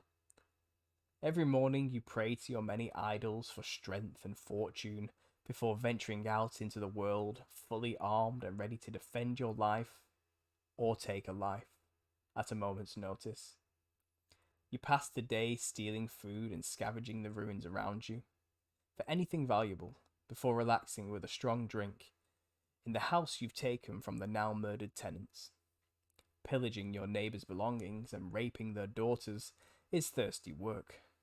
You spend the night sharpening your blades while staring at the mutilated corpses of a toddler you tortured for its adrenaline-filled blood. That stuff is worth a fortune. You laugh at the wooden splints and bandages wrapped around its skull. You consider it a pathetic attempt to make the child's skull look longer. It would never look like the king's skull, no matter how hard they tried. Fashion fads like this come and go, I suppose. Tomorrow you plan on hunting in the woods for a large animal. to offer as a tribute to the local giant god king. It's always a good idea to stay on the good side, if you can call it that. He needs his blood offering to drink after all. You don't want him getting hungry and eating all the firstborns of the village again. The loss of child labour, sex slaves, and adrenochrome really upset the village elders of the Serpent Guild last time that happened. Hopefully, there are still some deers left that they haven't all been torn to shreds by that half-lion, half-serpent eagle thing that's been prowling around the roads and caves nearby. The gods have been creating a lot of new and terrifying creatures lately. You've even heard legends of a snake lady turning people into stone with just a glance. Perhaps they're coming from that island in the middle of that big cold ocean you've heard so much about. The one with all the tall, pale people everyone calls Atlanteans. You try and sail there yourself, but you keep hearing about men sailing off and never coming back once the singing sirens lure them in with their song. Who knows, if you're lucky, you might be able to force one of the tiny folk with wings in the forest lake to share their secrets with you on how to gain the favour of the gods. As long as you don't get tricked into believing one of their vile mind illusions and end up getting eaten. You need an upgrade only the gods can provide. Your pathetic body, given to you by the evil creator, is too weak to compete with these terrors for survival. Perhaps you will ask for the wings of a bird to fly, or the legs of a horse for more speed, maybe the chitin of a beetle, or the scales of a dragon for impenetrable skin. The head of a dog would be cool, for the fangs and the powerful bite too. No one would dare approach you then. Perhaps the oracles can get you in touch with the gods directly, for the strength of a bull. You already know who you will abduct and offer as a sacrificial blood tribute to the stone altar. Fuck Steve. Okay, so that's my interpretation of what a day in the life of somebody who lived in that world would have to deal with. And the type of thought processes they have, you know. It's a horrible world to be in. You know, it's a world where everyone is out for themselves. Everyone is mutating themselves for power. Everyone is sacrificing one another for power and for glory and for the blood, for the adrenaline, you know. Everyone's overruled and living in the ruins and the chaos of giants who are fighting each other constantly. It's a terrifying time to be alive, and it's the reason why the flood happened. There was nothing left to save, you know. It was nothing but just misery and pain for everybody all the time. So yeah, I've shared a bit of the book with you guys there. I'm gonna come back into the stream here, see what you guys think of that. Give me your opinions. Give me your feedback, guys. I'm gonna take a quick 1 minute break while I grab a glass of water. I'll be back in 1 second. Okay, guys.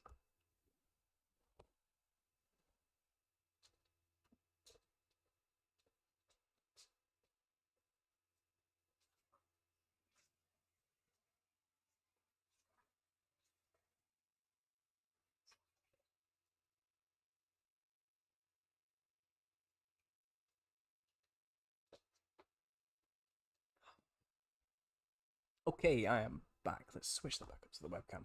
Let me bring the chat up here and see what's going on.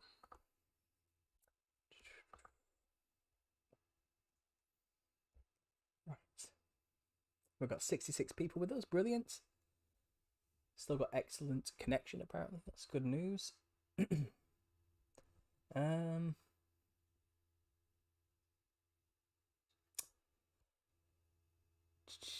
Look up St. Christopher the Senecephaly. Very strange. I will look that up, Humble Stranger. Thanks for showing me. Bliccaroni. The entire plot of that is centered around mass demon possession. The Legend of Zelda, Majora's Mask. Yeah, it's, someone mentioned a lot about The Legend of Zelda to me recently. There's one of the main bad guys in Legend of Zelda. Is it Ganon? Has a form which looks like a pale-skinned, red-haired Nephilim. I think Ganon is his name. Yeah, that was an interesting thing to see.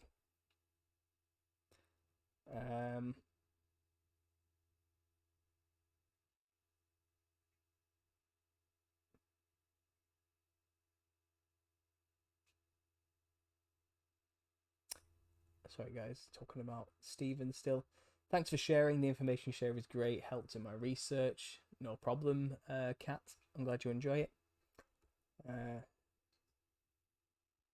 God bless you on your fight, says Minimus. Brilliant, thank you.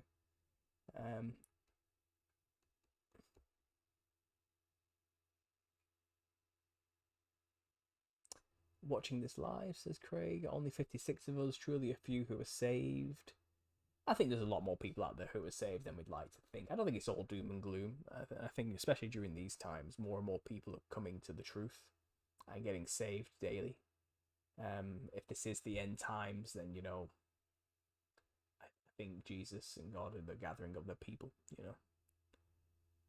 It's time, so more people will have their eyes open, their veil lifted, shall we say. I'm so joyful, and I love the Lord with all my heart. I was real sick and could barely walk, and now I'm almost 100%. Thank you, Jesus. That's good news, Minimus. Brilliant. I'm glad to hear that. Were there any good-looking Nephilim? Probably.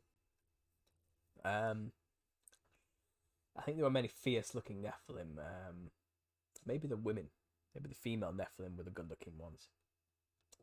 There's stories all throughout Greek mythology of sirens, so half women, half fish, or half bird, half woman. Mermaids are a good example of that, you know, that attracted men with their song, you know, and their bodies. There were nymphs, which were mortal gods, not unlike Nephilim, and they were considered just a bit lower than the gods, and they usually were assigned to a specific area, like the woods or the ponds or the waters, and there are different types of nymphs who were the protectors and guardians of a specific set of land. So they were, I guess, the kings or rulers of that area, and the Nephilim were said to be put into places of rulership. There's lots of stories of kings and nymphs mating with each other. So maybe the nymphs were the female Nephilim. But also it could be that the nymphs were the women who mated with the fallen angels. And as a reward, they were given godlike abilities from the fallen angels. And then they weren't gods, they were still human women, but they were considered just a bit less than gods. So maybe that's why. And it's said in Enoch that the women who mated with the angels became sirens. Like I said, a siren, from the Greek understanding, is a half woman, half bird hybrid. I do believe the fallen angels hybridized humans who served them as a reward for serving them as gods. I do believe the gods changed the genetics of some human beings to be half animal, half humans. Dionysus transformed men into satyrs who followed him.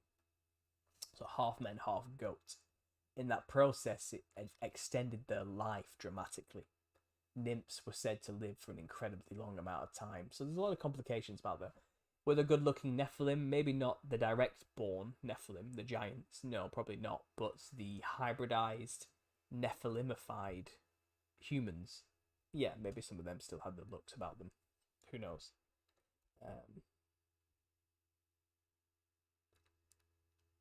I heard a theory that there weren't any as pretty as humans, and that their appearance and their wearing of makeup and masks may have been to emulate the beautiful humans. Maybe. Yeah, that's an interesting theory. It is a good line of questioning. You're right. Not really Healy. No, I appreciate that perspective.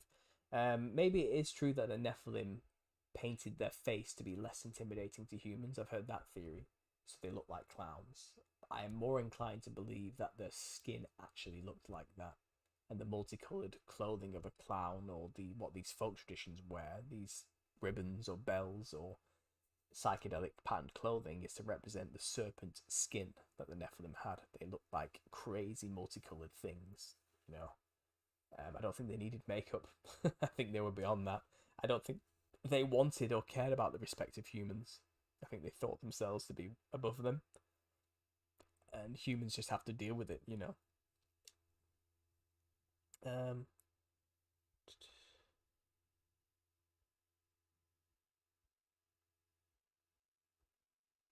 Is this one Middle Eastern Nephilim look like, though? I'm not sure what that's about.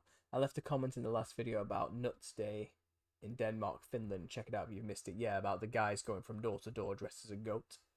It kind of comes under a similar Wilderman or cookery tradition, which I mentioned about the Eastern. The Europeans have their own wild men traditions. They all kind of have a similar motif, Amenhotep. But yeah, no, I did see that comment. Thanks for it. I didn't know what I was doing. I was obsessed with masks and costuming, cosplay, wigs, etc. But I lived in a haunted house. Recipe for disaster. Yeah. It was a natural evolution of my art and sewing, in my opinion, but turned into a gateway.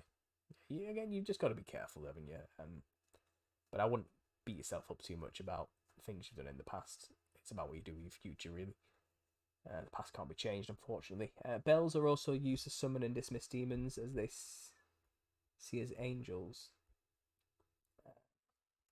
Sorry, guys. I'm not seeing much of the chat right now. I think I may have to close this and just open up a new one.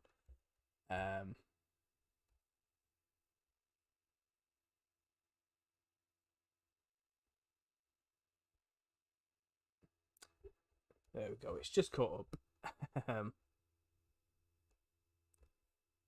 Yeah, it glitched out on me for a second there, so I may have missed quite a lot of what you guys have said.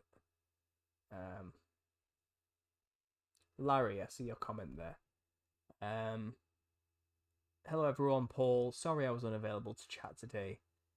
Just talking last week opened up some anxiety. Took a few days off. Hey Larry, it's okay. Take your time, mate. This stuff is scary. I actually re-listened to our talk today in preparation for us talking again, and you went through some heavy stuff. I had forgot quite a lot of that conversation, but when I listened to the whole thing and made sense of your story, you had a hard time. You were truly demonized, so if you need some time just to get your head around it before we talk live, it's fine. No judgment on my behalf. I would like to talk with you again though, and give you the chance to tell your story again, from start to finish.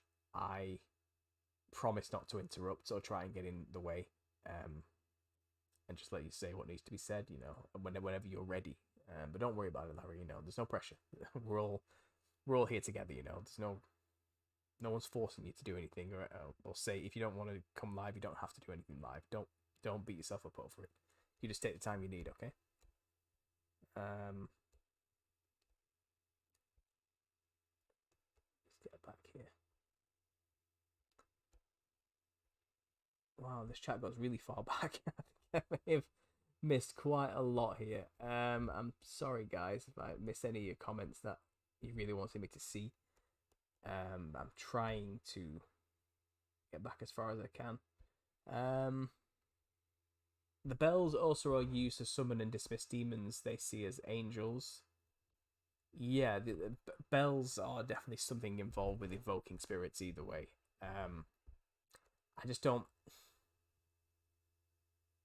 I don't buy this concept that you can ward off evil by dressing like evil. It just does not make any sense to me whatsoever, and it shouldn't make any sense to them either. I just don't understand it.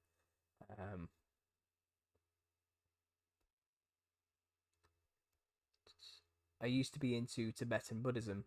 I always did wonder why their deities are so dramatic, so demonic looking. Yeah, well now you know. Many of the Oni look like faces that were made of faces of humanoid forms. Yeah, the Oni of Japan. Yeah. Tengu specifically has the big long red nose, which I think is very relevant to the theory. But most of the masks of Japanese Oni demons have the Gorgon smile with the teeth. It's the same aesthetic, the same entity. It's the same entity all across the world by many names. It's a Nephilim, basically. It's a reptilian human hybrid, angel hybrid. It's a hybrid between a human being, a mammal, and an angelic reptile. That's what a Nephilim looks like.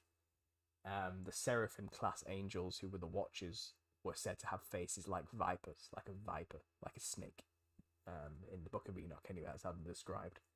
So their offspring have snake features mixed with mammalian features, which creates this monstrous looking thing. And I do think there's something to be said as well for birds and feathers, because obviously an angel, it's iconography involved with having angel wings with feathers.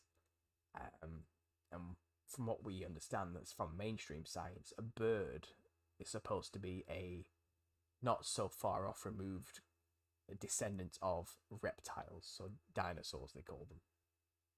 So I do think there was a feathered serpent thing going on, and you've seen how a peacock can look very psychedelic looking in their designs and patterns, just like a snake or a lizard can look very psychedelic in their pattern and designs. I think a lot of that was being mixed as well. So a mammal mixed with a bird reptile is what a Nephilim would look like, and that's a very psychedelic, scary looking monkey thing, you know. Just like the Gorgons represented on the Greek pottery would probably a good bet. Sorry, I'm trailing off a bit there.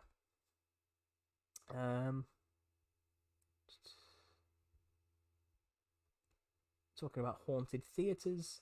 Yep.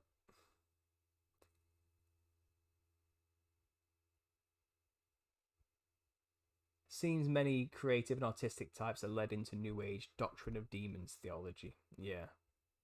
It's anything but Jesus, basically. They're too proud to admit that that could be the truth. They don't want to. It's anything else. Anything. They want it so my knowledge will save me. All the stuff I know is what will save me. It's kind of their attitude about it. Rather than letting go and having the ability to put faith into something else bigger than them, you know. It's pride that holds them back, sadly. I was a full-blown New Age, but I believe Jesus gave me the tools and breadcrumbs to dig my way out. Yeah. Yeah, it's a slow process for a lot of people, to be honest. It's never instant. It's not an easy process. I think everyone's on their own journey to get there in the end.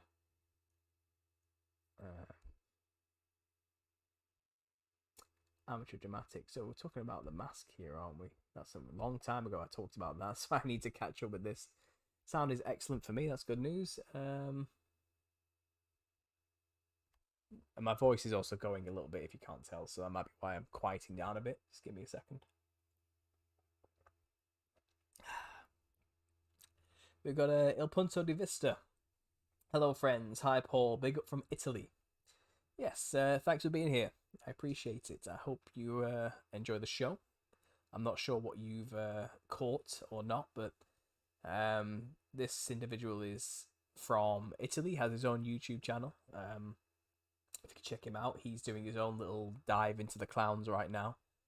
He's just done a full expose and kind of he's watched every episode of Conspiracy or Us' work and gone through and analysed it with his friend.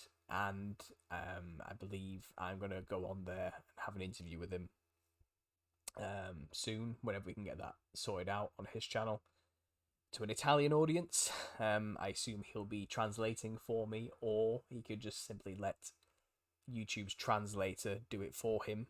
Because I watch his shows after they've been aired using the translator, and it's quite good. It works quite well. So that might be quite fun. I'm looking forward to it.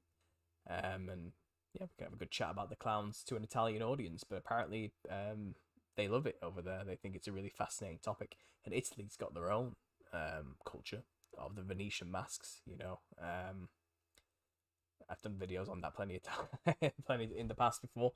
But yeah, they have their own clown iconography and their own jesters and jokers and clowns, which the festivals as well and the carnivals. So yeah, interesting. But it's good to have you here. I'm glad you're here to listen to this show. I know you were just live yourself, weren't you, for a couple of hours? So I'm guessing that's just finished.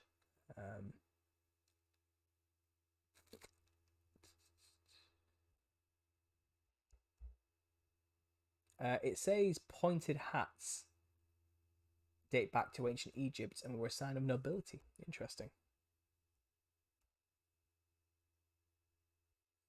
Let's keep going here.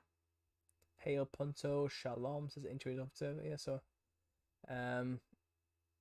Richie the Barber, anyone ever seen this guy? Tattooed like a clown but preaches Jesus, says Shroom Fairy. Yeah, I mentioned him earlier. Yeah, I've sent him an email. I discussed it earlier. If you want to skip back and watch this video, you'll understand. We've talked about him, but yeah, interesting case, definitely.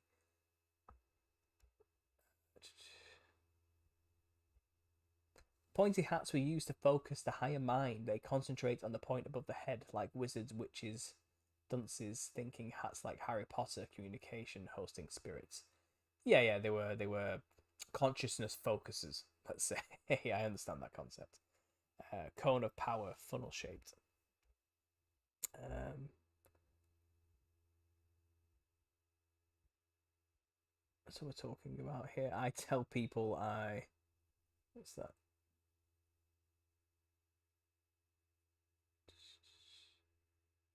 I tell people I majored in colouring, so they don't expect big things.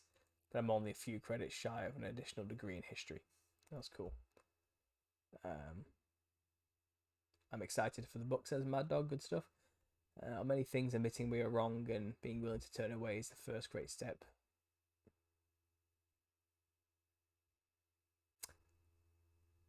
Not here for the approval of those in academia. Love what you are uncovering, Paul.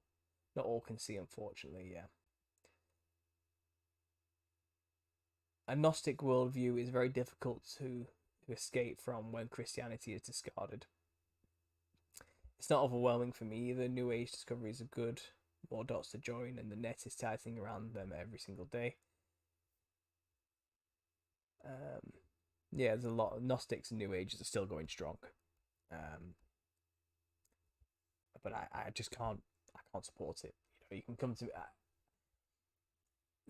I feel like they have this attitude. They like my work and what I'm saying, but they don't like my conclusion that it's all biblically based in the Nephilim understanding. And they want to kind of philosophize on the concept of the clown, and they want to try and bring it together so we can kind of,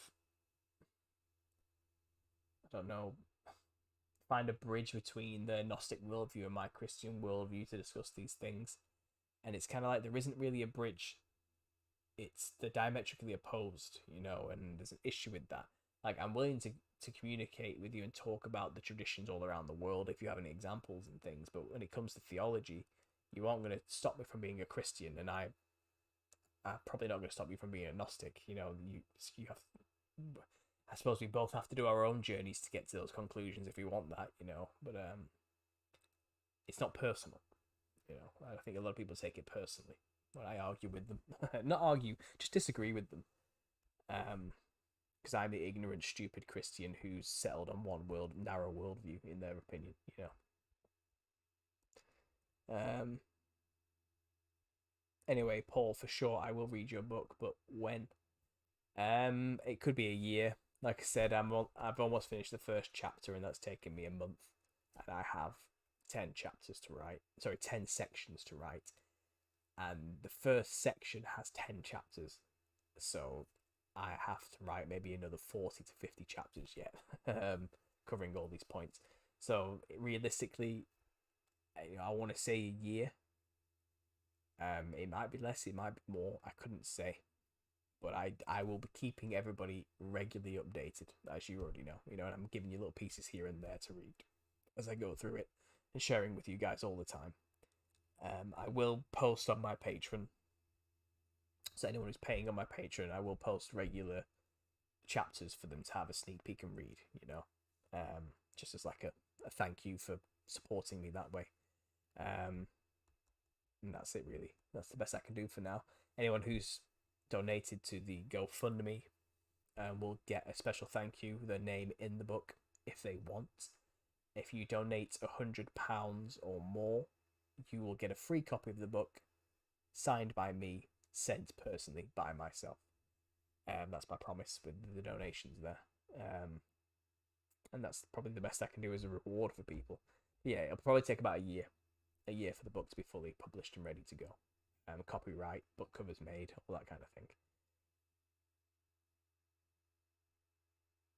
Pride comes before the fall. You're pretty humble, Paul. Don't let them to you too bad. I try not to let them get to me, you know. I am human at the end of the day. I suppose it's just when it's every day and it's constant, it can start to grind down a bit. It's not been too bad recently, but this past month I've had quite a few people come out the woodworks, which are getting quite nasty about it. It is what it is.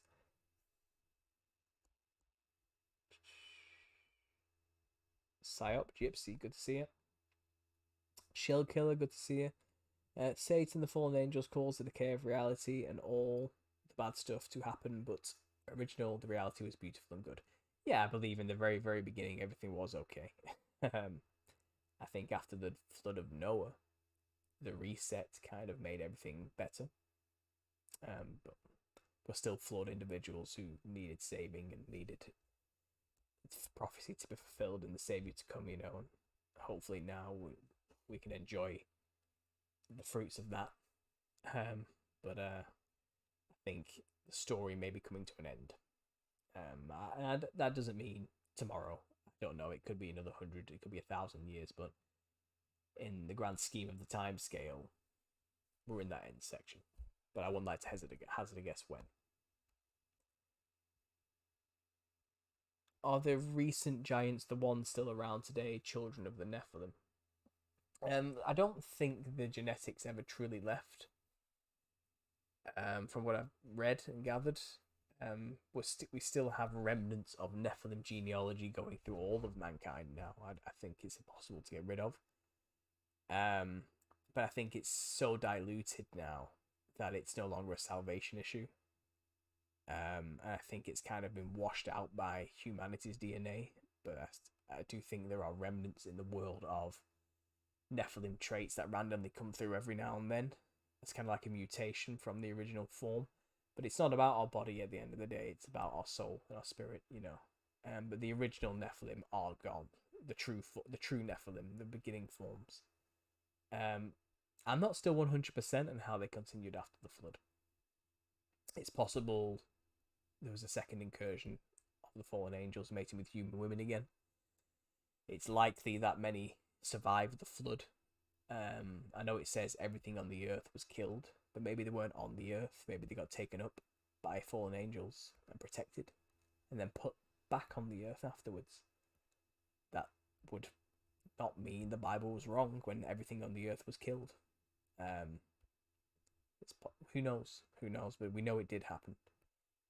We know Deuteronomy and Numbers talks about wiping them out. Who knows if they were all killed? It seems like we have tribes in all over the world who still claimed to have very recently have interactions with giants and beasts like this, with white skin and red hair. In Americas, especially with the Indian tribes.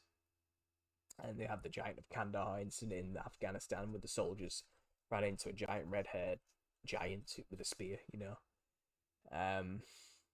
Who's to say if they're all gone or not? But it's not what it was. They're extremely sparse if literal giants are still on the earth. And if humans have been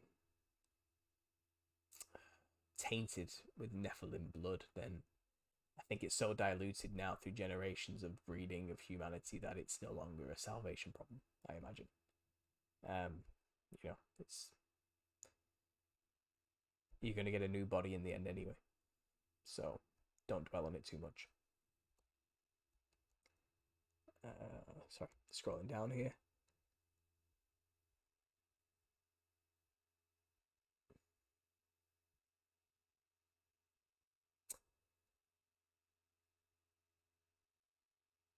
There's nothing wrong with the genocides and violences that Yah commanded. It was righteous. Well, we're talking about the Nephilim tribes, aren't we? Yeah, so. Elohim is not a title in Genesis 1, aka Bereshit. It plainly literally means gods, known in some theological circles as the divine council, Elohim. Yeah, the Elohim is a plural term, meaning many. I do understand that.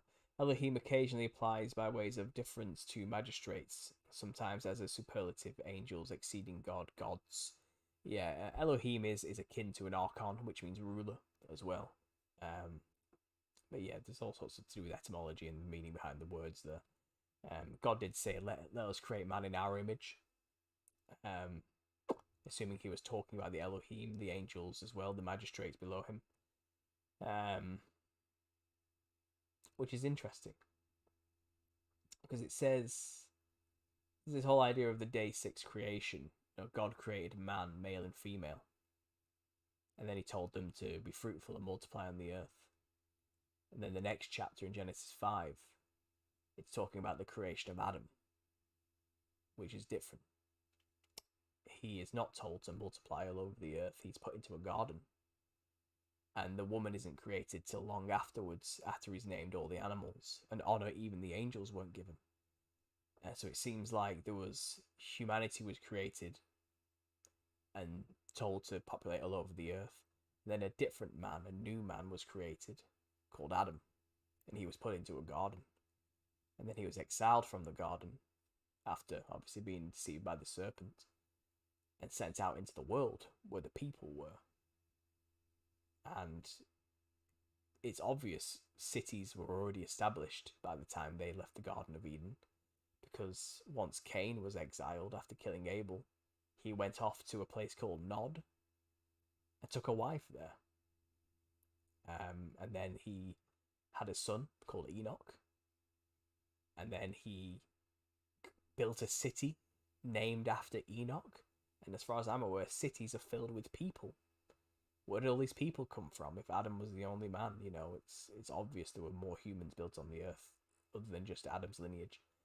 And anyway, I'm going off on a trail there. I discuss it in the book. That's probably why it's on my mind. A lot of trippy stuff went on in the antediluvian past, that's for sure.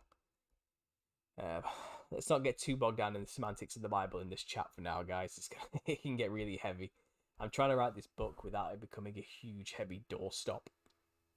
The problem is I could just go on and on and on and on and on forever about all the details of the ancient past and the biblical understandings of it all. I'm trying to make the Cliff Notes version as the opening to the book, so you have a foundation of where the Nephilim came from, biblically speaking. But I'm struggling to keep it short. It's just so much there, and it's truly fascinating.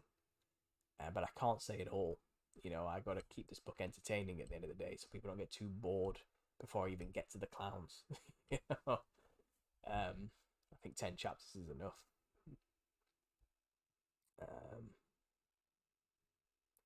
So let's not get too big on that. Scroll down. I'm going to try and catch up to the chat now, see what's going on. Understanding conspiracy. How common was chimerism in the days of Noah? It was extremely common. It was the norm, as I tried to explain in my opening paragraph to that chapter I showed earlier.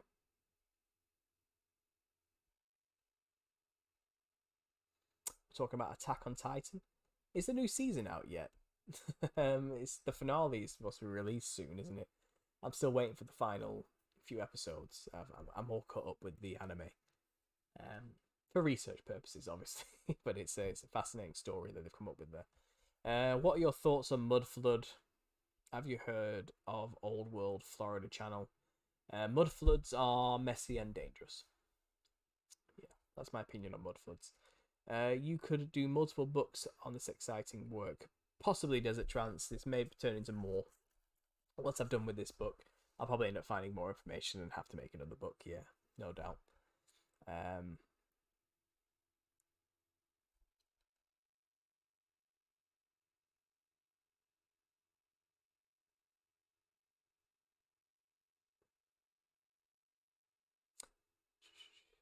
Do I have a spider? I hear you guys saying there's a spider. There's probably spiders here, whatever. They're harmless. They get rid of the flies for me, it's fine.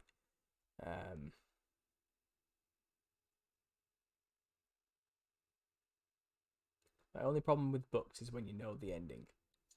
I'm not trying to, mine isn't exactly a story, is it?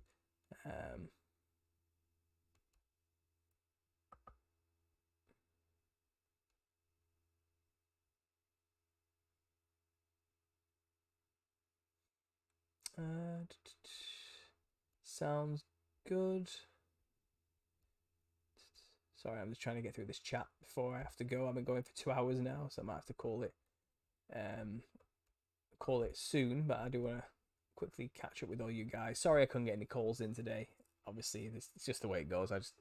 Once I start going, I don't shut up, and I run out of time, which is pretty typical. Didn't mean only 56 are saved. Yeah. There aren't many poisonous spiders here, Kanga Kong, in England, unfortunately. Well, fortunately for me, I'm not too worried about it being poisonous or biting me, to be honest. Um, yeah, we don't really have many poisonous spiders in England. It's not an issue here. We have something called a false widow, which is kind of like a black widow, but smaller. And if it did bite us, it would only cause a bit of mild inflammation. It would hurt, but it wouldn't kill me.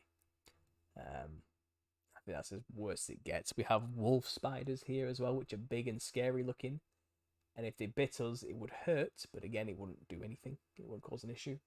Unless you were had an allergic reaction, and go into anaphylactic shock. But even then, I run my risks with British bugs. It's not that big of a deal. I'll have to watch this video back and see where that spider turned up now.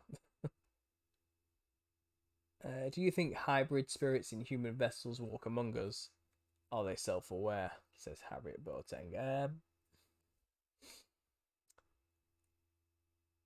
I think Nephilim spirits possess people who let them in, whether they know they're doing that or not.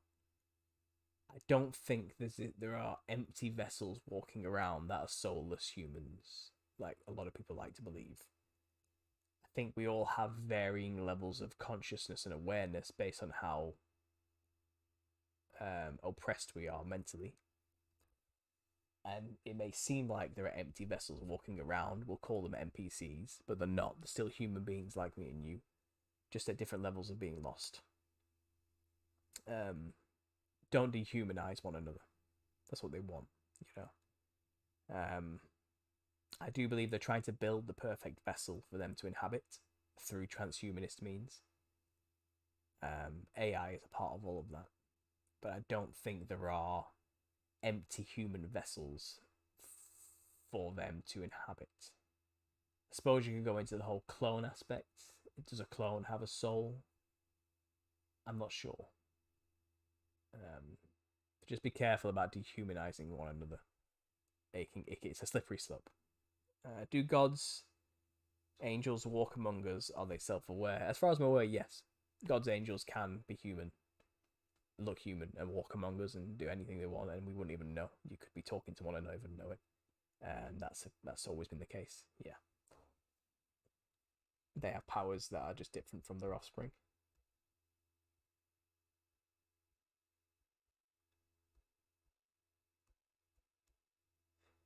Like someone said here in Hebrews 3:2, do not forget to entertain strangers, for by doing some have unwittingly entertained angels. Yeah. Gee whiz, your volume is so low when you're talking that I can't listen. Well, that's nothing I can do about that now after 2 hours, is there? So deal with it.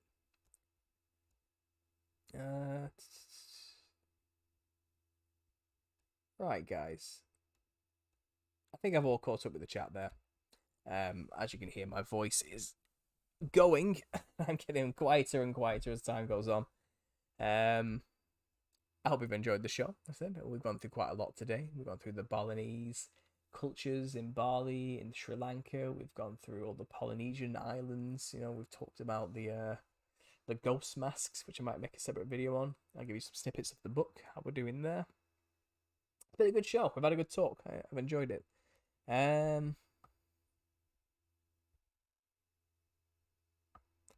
Just Frank, would my canned corn be safer on a shelf above the door during the zombie apocalypse? I don't think zombies can reach that high up. I don't know, maybe lock it in the safe. It should be fine.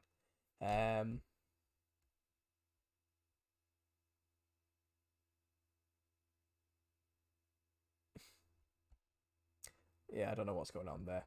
Seems like we've got a couple of questionable characters in the chat, maybe, I don't know. Either way, Joe Blue, yes, I am familiar with Rob Skiba's theory. May God rest his soul, I suppose. But yeah, Rob Skiba was a huge influence for myself, so yeah, I do appreciate all of his work. Right, guys. Yeah, all caught up with the chat there. It's been good. Sorry if I've missed any comments at all. Like I said, it's hard to keep up when I start talking for an hours on end and then have to scroll back. It does get difficult. But it's been good. If you guys enjoy this, consider supporting me on Patreon. You can find all the links down below. I still have my GoFundMe up for the book if you want to donate there as well. Again, it's where I'm putting quite a lot of my time recently. I'm writing for at least about 2 hours a day, and it's good fun. I'm enjoying it. Hopefully you guys have enjoyed some of the snippets I've shared with you as well about this. If you have any information you want to share with me, feel free to send me an email. I will be coming back probably in the middle of the week with a video, I think maybe on either the Wildermen of Europe or the Ringling Clowns of Florida. This, again, I could go so many directions with all of this, but I'll probably make a video about something this week.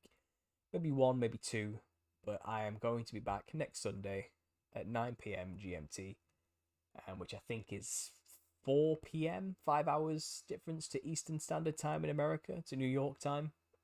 So 4 p.m. Eastern Time, 9 p.m. GMT time. Every Sunday I'm going to do this live show, The Truth of Therapy Sessions. If you do want to talk, then send me an email, and maybe I'll line you up to have a chat next week. Maybe get a few people ready so we can just talk for 10 minutes, 15 minutes about whatever you want. But I would like to get more people on here just to have a chat, guys. But I'm going to leave it there for now. Thanks for listening, everyone, and as always, God bless.